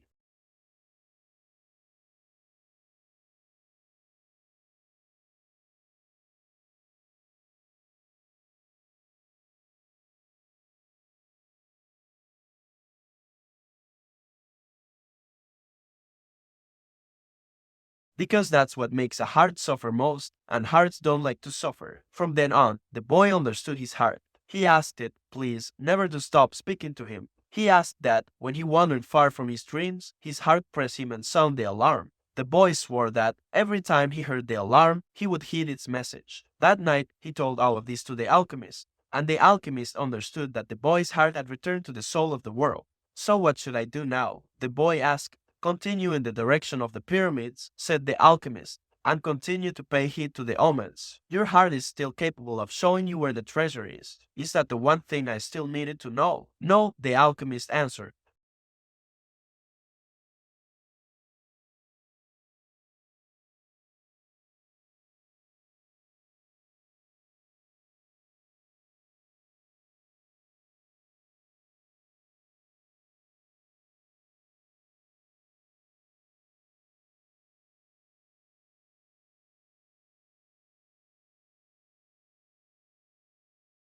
It's the point at which, as we say in the language of the desert, one dies of thirst just when the palm trees have appeared on the horizon. Every search begins with beginner's luck, and every search ends with the victors being severely tested. The boy remembered an old proverb from his country. It said that the darkest hour of the night came just before the dawn. On the following day, the first clear sign of danger appeared. Three armed tribesmen approached and asked what the boy and the alchemist were doing there. I'm hunting with my falcon, the alchemist answered. We're going to have to search you to see whether you're armed, one of the tribesmen said. The alchemist dismounted slowly, and the boy did the same. Why are you carrying money? Asked the tribesman when he had searched the boy's bag. I needed to get to the pyramids, he said. The tribesman who was searching the alchemist's belongings found a small crystal flask filled with a liquid, and a yellow glass egg that was slightly larger than a chicken's egg. "What are these things?" he asked. "That's the philosopher's stone and the elixir of life. It's the masterwork of the alchemist. Whoever swallows that elixir will never be sick again, and a fragment from that stone turns any metal into gold." The Arabs laughed at him, and the alchemist laughed alone. They thought his answer was amusing, and they allowed the boy and the alchemist to proceed with all of their belongings.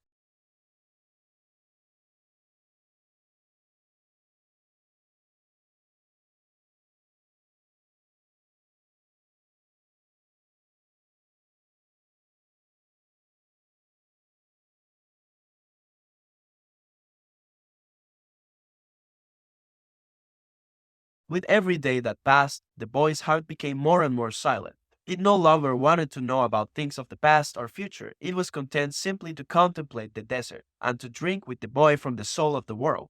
The boy and his heart had become friends, and neither was capable now of betraying the other. When his heart spoke to him, it was to provide a stimulus to the boy and to give him strength because the days of silence there in the desert were wearisome. His heart told the boy what his strongest qualities were: his courage in having given up his sheep and in trying to live out his personal legend, and his enthusiasm during the time he had worked at the crystal shop. And his heart told him something else that the boy had never noticed. It told the boy of dangers that had threatened him, but that he had never perceived.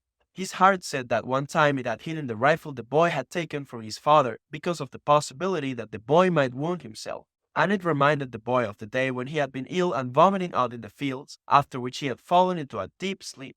There had been two thieves farther ahead who were planning to steal the boy's sheep and murder him. But since the boy hadn't passed by, they had decided to move on, thinking that he had changed his route. Does a man's heart always help him? The boy asked the alchemist. Mostly just the hearts of those who are trying to realize their personal legends. But they do help children, drunkards, and the elderly too. Does that mean that I'll never run into danger? It means only that the heart does what it can, the alchemist said. One afternoon, they passed by the encampment of one of the tribes. At each corner of the camp were Arabs garbed in beautiful white robes, with arms at the ready. The men were smoking their hookahs and trading stories from the battlefield.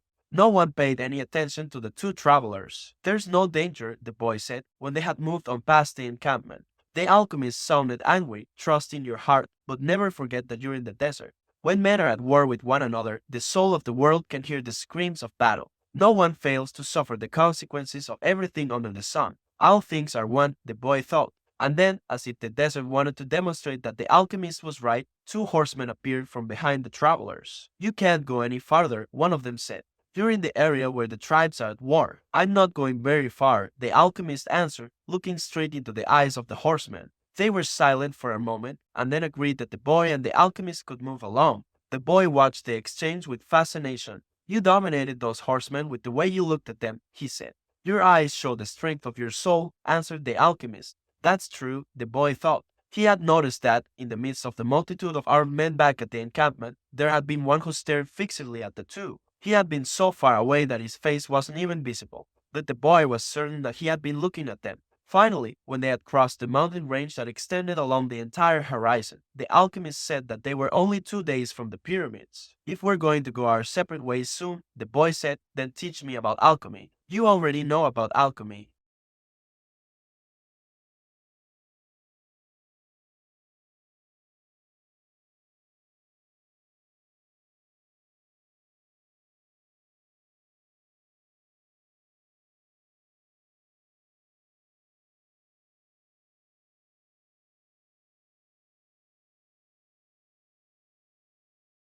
And, for wise men, gold is the metal that evolved the furthest. Don't ask me why, I don't know why. I just know that the tradition is always right.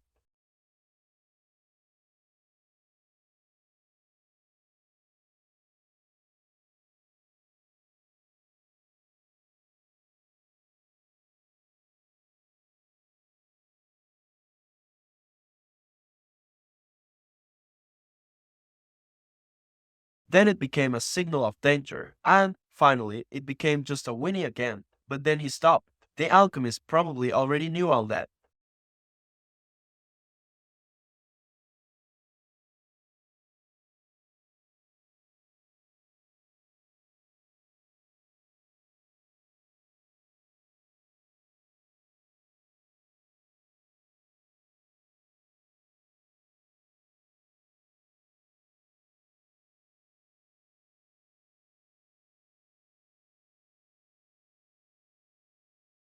They're quite rare. And then there were the others, who were interested only in gold. They never found the secret. They forgot that lead, copper, and iron have their own personal legends to fulfill. And anyone who interferes with the personal legend of another thing never will discover his own. The alchemist's words echoed out like a curse. He reached over and picked up a shell from the ground. This desert was once a sea, he said. I noticed that, the boy answered. The alchemist told the boy to place the shell over his ear. He had done that many times when he was a child and had heard the sound of the sea. The sea has lived on in this shell because that's its personal legend, and it will never cease doing so until the desert is once again covered by water. They mounted their horses and rode out in the direction of the pyramids of Egypt. The sun was setting when the boy's heart sounded a danger signal. They were surrounded by gigantic dunes, and the boy looked at the alchemist to see whether he had sensed anything, but he appeared to be unaware of any danger. 5 minutes later, the boy saw two horsemen waiting ahead of them. Before he could say anything to the alchemist, the two horsemen had become 10 and then 100. And then they were everywhere in the dunes. They were tribesmen dressed in blue, with black rings surrounding their turbans. Their faces were hidden behind blue veils, with only their eyes showing. Even from a distance, their eyes conveyed the strength of their souls, and their eyes spoke of death. The two were taken to a nearby military camp. A soldier shoved the boy and the alchemist into a tent where the chief was holding a meeting with his staff. These are the spies, said one of the men. We're just travelers, the alchemist answered. You were seen at the enemy camp 3 days ago, and you were talking with one of the troops there. I'm just a man who wanders the desert and knows the stars, said the alchemist.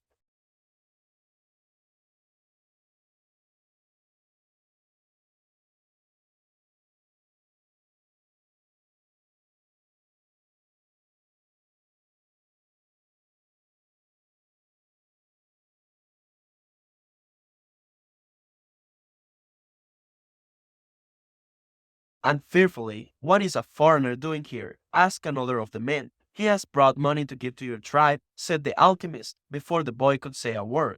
And seizing the boy's bag, the alchemist gave the gold coins to the chief. The Arab accepted them without a word.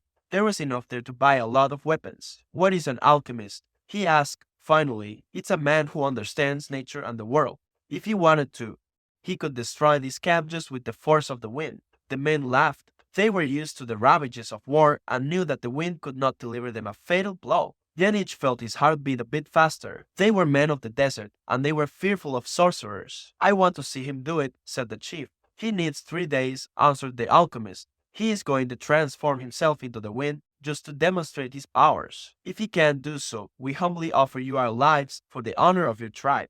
You can't offer me something that is already mine, the chief said arrogantly. But he granted the travelers 3 days. The boy was shaking with fear, but the alchemist helped him out of the tent. Don't let them see that you're afraid, the alchemist said. They are brave men, and they despise cowards. But the boy couldn't even speak. He was able to do so only after they had walked through the center of the camp.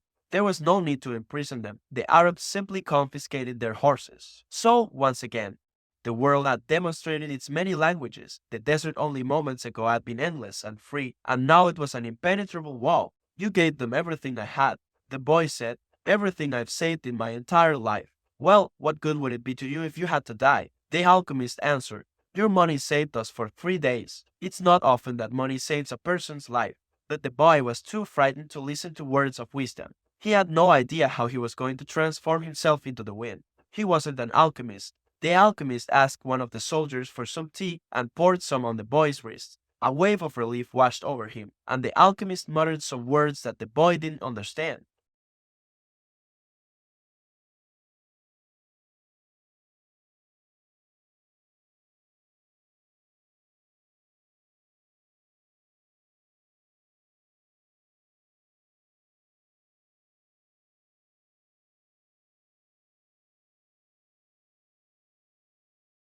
There is only one thing that makes a dream impossible to achieve, the fear of failure. I'm not afraid of failing. It's just that I don't know how to turn myself into the wind. Well, you'll have to learn. Your life depends on it. But what if I can't? Then you'll die in the midst of trying to realize your personal legend.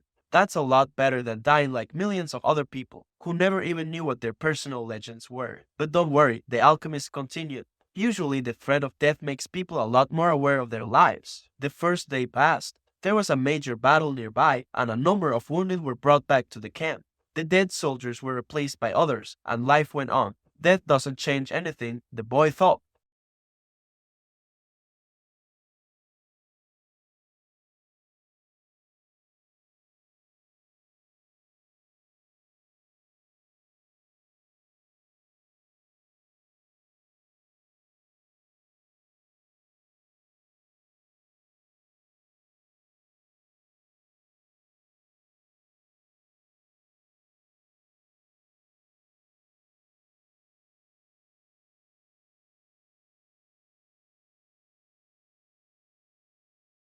And that what alchemy does is to bring spiritual perfection into contact with the material plane. What are you doing? Feeding my falcon. If I'm not able to turn myself into the wind, we're going to die, the boy said.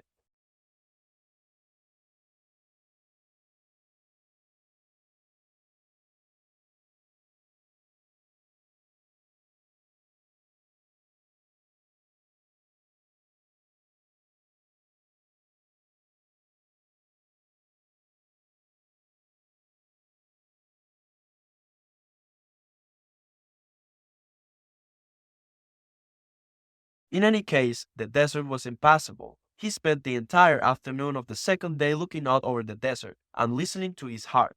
The boy knew the desert sensed his fear. They both spoke the same language. On the third day, the chief met with his officers. He called the alchemist to the meeting and said, "Let's go see the boy who turns himself into the wind." "Let's," the alchemist answered. The boy took them to the cliff where he had been on the previous day. He told them all to be seated. "It's going to take a while," the boy said.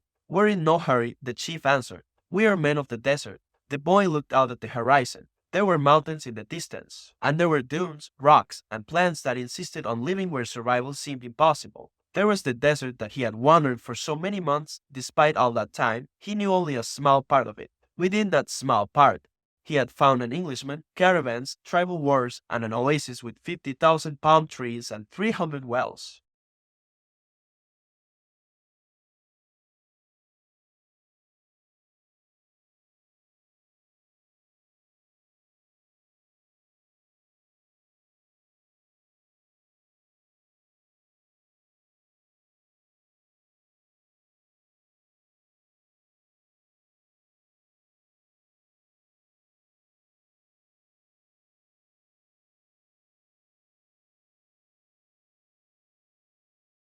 Because for him, you are a green field from which he always returns with game. He knows your rocks, your dunes, and your mountains, and you are generous to him. The falcon's beak carries bits of me, myself, the desert said. For years, I care for his game, feeding it with the little water that I have, and then I show him where the game is. And one day, as I enjoy the fact that his game thrives on my surface, the falcon dives out of the sky and takes away what I've created. "But that's why you created the game in the first place," the boy answered. "To nourish the falcon, and the falcon then nourishes man. And, eventually, man will nourish your sands where the game will once again flourish. That's how the world goes. So is that what love is? Yes, that's what love is. It's what makes the game become the falcon become man, and man, in his turn, the desert. It's what turns lead into gold, and makes the gold return to the earth." "I don't understand what you're talking about," the desert said.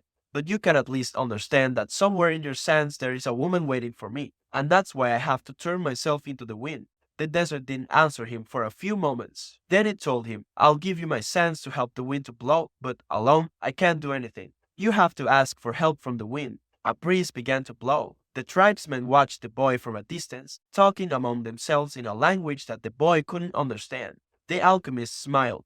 The wind approached the boy and touched his face. It knew of the boy's talk with the desert, because the winds know everything. They blow across the world without a birthplace and with no place to die. "Help me," the boy said. "One day you carried the voice of my loved one to me. Who taught you to speak the language of the desert and the wind?" "My heart," the boy answered. "The wind has many names. In that part of the world, it was called the Sirocco because it brought moisture from the oceans to the east. In the distant land the boy came from, they called it the Levander because they believed that it brought with it the sands of the desert and the screams of the Moorish wars. Perhaps, in the places beyond the pastures where his sheep lived, men thought that the wind came from Andalusia. But actually, the wind came from no place at all, nor did it go to any place. That's why it was stronger than the desert. Someone might one day plant trees in the desert and even raise sheep there, but never would they harness the wind."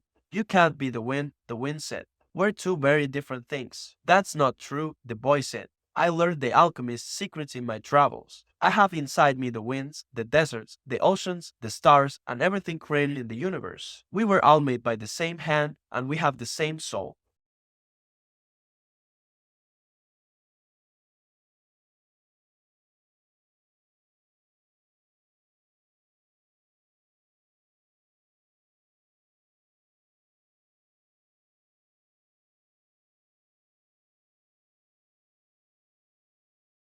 He said that everything has its own personal legend.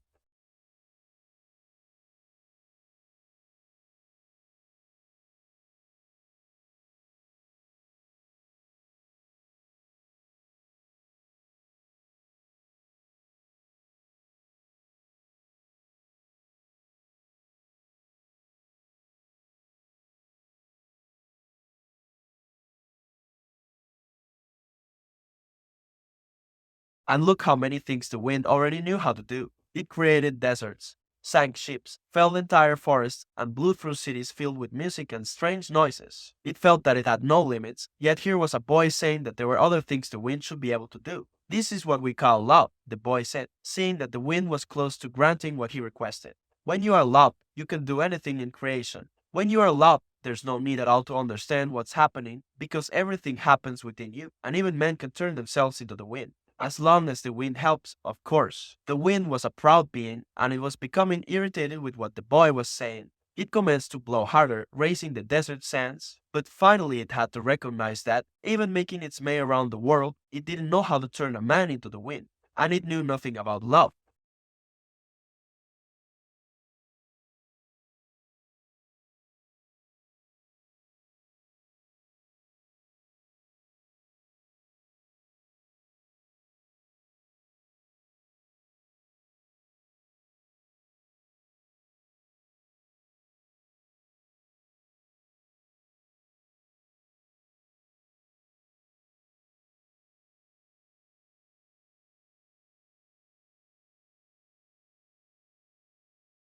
The sun was turned into a golden disk. At the camp, it was difficult to see anything. The men of the desert were already familiar with that wind. They called it the simum, and it was worse than a storm at sea. Their horses cried out, and all their weapons were filled with sand. On the heights, one of the commanders turned to the chief and said, "Maybe we had better end this." They could barely see the boy. Their faces were covered with the blue cloths, and their eyes showed fear.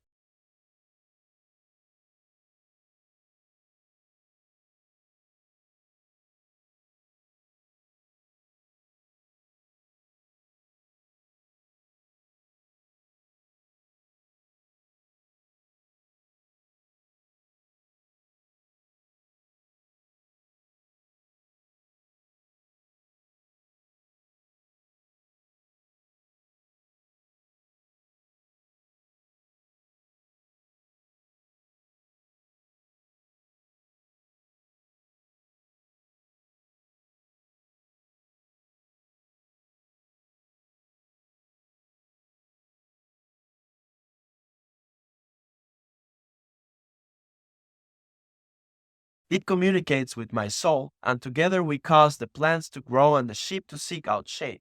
From where I am, and I'm a long way from the earth, I learned how to love. I know that if I came even a little bit closer to the earth, everything there would die and the soul of the world would no longer exist. So we contemplate each other, and we want each other, and I give it life and warmth, and it gives me my reason for living. So you know about love, the boy said.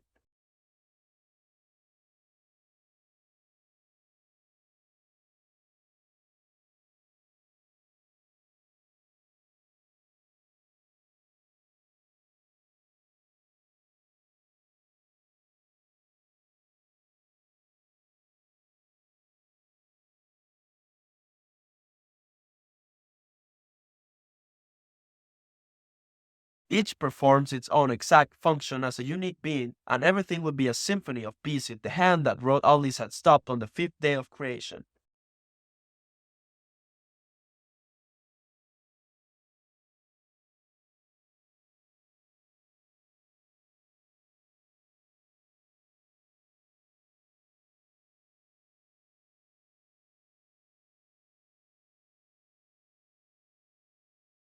It's true that everything has its personal legend, but one day that personal legend will be realized. So each thing has to transform itself into something better and to acquire a new personal legend, until, someday, the soul of the world becomes one thing only. The sun thought about that and decided to shine more brightly. The wind, which was enjoying the conversation, started to blow with greater force, so that the sun would not blind the boy.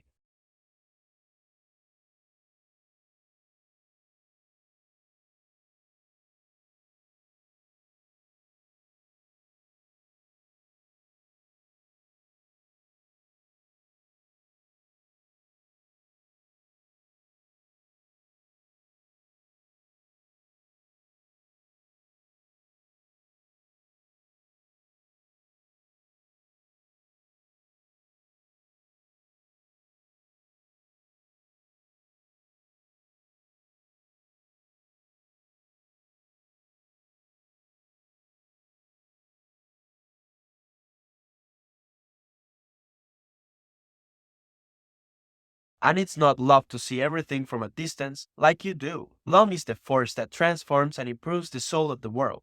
When I first reached through to it, I thought the soul of the world was perfect. But later I could see that it was like other aspects of creation and had its own passions and wars. It is we who nourish the soul of the world, and the world we live in will be either better or worse, depending on whether we become better or worse. And that's where the power of love comes in. Because when we love, we always strive to become better than we are. So what do you want of me? The son asked. I want you to help me turn myself into the wind, the boy answered.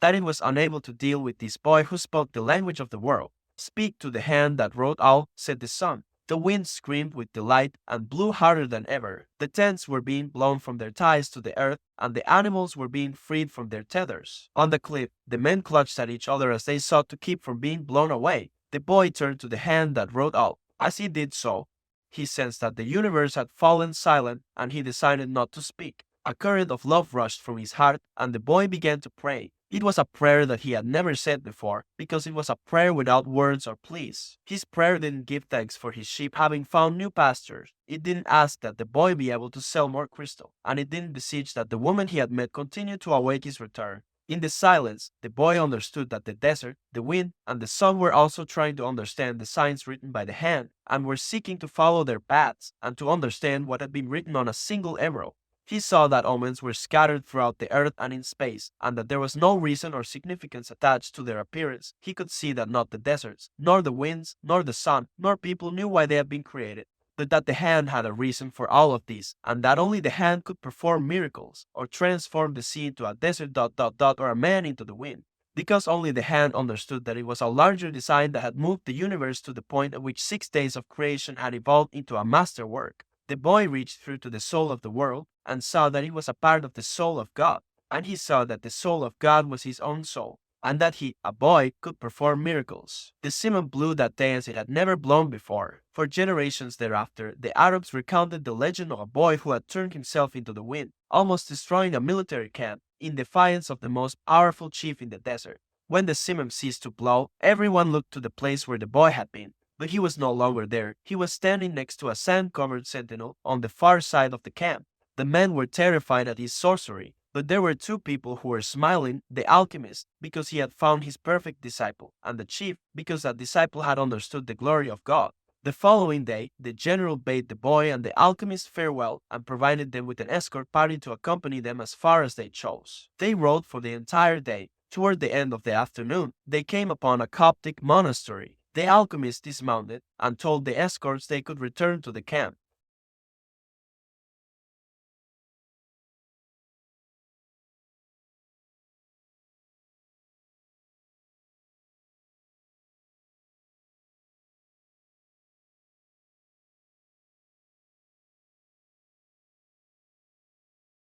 A monk dressed in black came to the gates. They spoke for a few minutes in the Coptic tongue, and the alchemist bade the boy enter. I asked him to let me use the kitchen for a while. The alchemist smiled. They went to the kitchen at the back of the monastery. The alchemist lighted the fire, and the monk brought him some lead, which the alchemist placed in an iron pan. When the lead had become liquid, the alchemist took from his pouch the strange yellow egg. He scraped from it a sliver as thin as a hair, wrapped it in wax, and added it to the pan in which the lead had melted. The mixture took on a reddish color, almost the color of blood. The alchemist removed the pan from the fire and set it aside to cool. As he did so, he talked with the monk about the tribal wars. "I think they're going to last for a long time," he said to the monk. The monk was irritated. The caravans had been stopped at Giza for some time, waiting for the wars to end. "But God's will be done," the monk said. "Exactly," answered the alchemist. When the pan had cooled, the monk and the boy looked at it, dazzled. The lead had dried into the shape of the pan, but it was no longer lead. It was gold.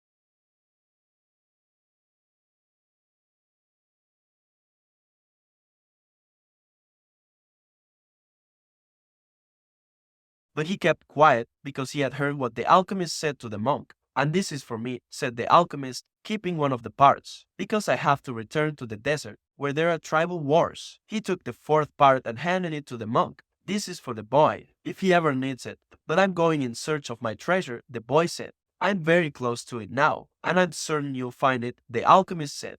"Then why this?" "Because you have already lost your savings twice, once to the thief and once to the general. I'm an old, superstitious Arab, and I believe in our proverbs. There's one that says, 'Everything that happens once can never happen again, but everything that happens twice will surely happen a third time.'" They mounted their horses. "I want to tell you a story about dreams," said the alchemist. The boy brought his horse closer. "In ancient Rome, at the time of Emperor Tiberius, there lived a good man who had two sons. One was in the military and had been sent to the most distant regions of the empire. The other son was a poet and delighted all of Rome with his beautiful verses. One night, the father had a dream. An angel appeared to him and told him that the words of one of his sons would be learned and repeated throughout the world for all generations to come. The father woke from his dream grateful and crying because life was generous and had revealed to him something any father would be proud to know.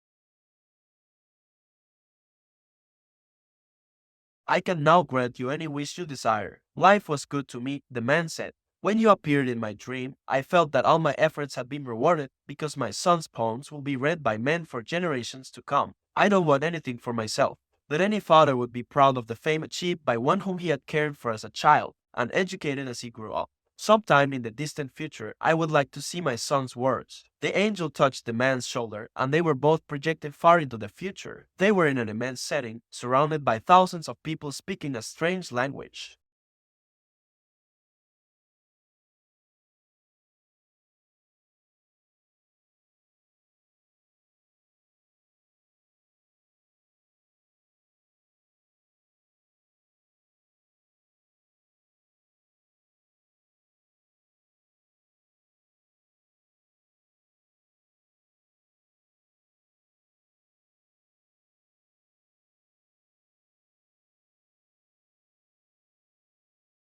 But when the reign of Tiberius ended, his poems were forgotten. "The words you're hearing now are those of your son in the military." The man looked at the angel in surprise. "Your son went to serve at a distant place and became a centurion. He was just and good. One afternoon, one of his servants fell ill and it appeared that he would die. Your son had heard of a rabbi who was able to cure illnesses, and he rode out for days and days in search of this man. Along the way, he learned that the man he was seeking was the Son of God. He met others who had been cured by him, and they instructed your son in the man's teachings. And so, despite the fact that he was a Roman centurion, he converted to their faith. Shortly thereafter, he reached the place where the man he was looking for was visiting. He told the man that one of his servants was gravely ill, and the rabbi made ready to go to his house with him. But the centurion was a man of faith, and, looking into the eyes of the rabbi, he knew that he was surely in the presence of the Son of God.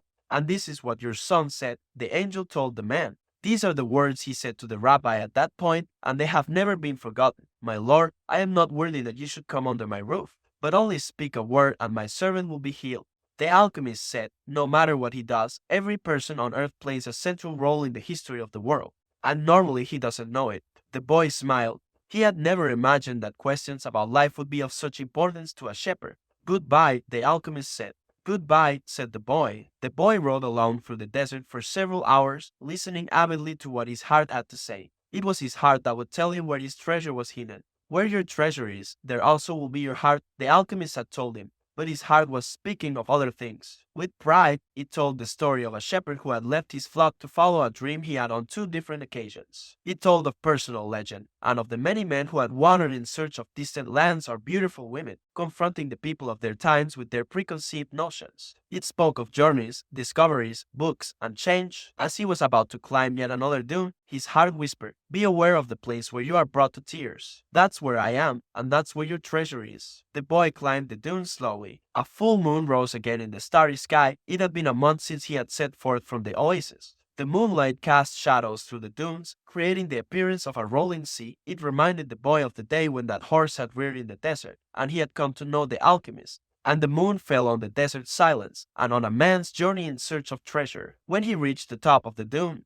his heart leapt. There, illuminated by the light of the moon and the brightness of the desert, stood the solemn and majestic pyramids of Egypt. The boy fell to his knees and wept. He thanked God for making him believe in his personal legend, and for leading him to meet a king, a merchant, an Englishman, and an alchemist, and above all for his having met a woman of the desert who had told him that love would never keep a man from his personal legend. If he wanted to, he could now return to the oasis, go back to Fatima, and live his life as a simple shepherd. After all, the alchemist continued to live in the desert, even though he understood the language of the world, and knew how to transform lead into gold. He didn't need to demonstrate his science and art to anyone. The boy told himself that, on the way toward realizing his own personal legend, he had learned all he needed to know, and had experienced everything he might have dreamed of. But here he was, at the point of finding his treasure, and he reminded himself that no project is completed until its objective has been achieved. The boy looked at the sands around him, and saw that, where his tears had fallen, a scarab beetle was scuttling through the sand. During his time in the desert, he had learned that, in Egypt, the scarab beetles are a symbol of God. Another omen. The boy began to dig into the dune. As he did so, he thought of what the crystal merchant had once said, that anyone could build a pyramid in his backyard. The boy could see now that he couldn't do so if he placed stone upon stone for the rest of his life. Throughout the night, the boy dug at the place he had chosen, but found nothing. He felt weighted down by the centuries of time since the pyramids had been built. But he didn't stop. He struggled to continue digging as he fought the wind, which often blew the sand back into the excavation. His hands were abraded and exhausted, but he listened to his heart. It had told him to dig where his tears fell. As he was attempting to pull out the rocks he encountered, he heard footsteps. Several figures approached him. Their backs were to the moonlight, and the boy could see neither their eyes nor their faces. What are you doing here? One of the figures demanded. Because he was terrified, the boy didn't answer. He had found where his treasure was, and was frightened at what might happen. We're refugees from the tribal wars, and we need money, the other figure said. What are you hiding there? I'm not hiding anything, the boy answered. But one of them seized the boy and yanked him back out of the hole. Another, who was searching the boy's bags, found the piece of gold. There's gold here, he said. The moon shone on the face of the Arab who had seized him, and in the man's eyes the boy saw death. He's probably got more gold hidden in the ground. They made the boy continue digging, but he found nothing. As the sun rose, the men began to beat the boy. He was bruised and bleeding, his clothing was torn to shreds, and he felt that death was near. What good is money to you if you're going to die? It's not often that money can save someone's life, the alchemist had said. Finally, the boy screamed at the men, I'm digging for treasure, and, although his mouth was bleeding and swollen, he told his attackers that he had twice dreamed of a treasure hidden near the pyramids of Egypt. The man who appeared to be the leader of the group spoke to one of the others. Leave him. He doesn't have anything else. He must have stolen his gold.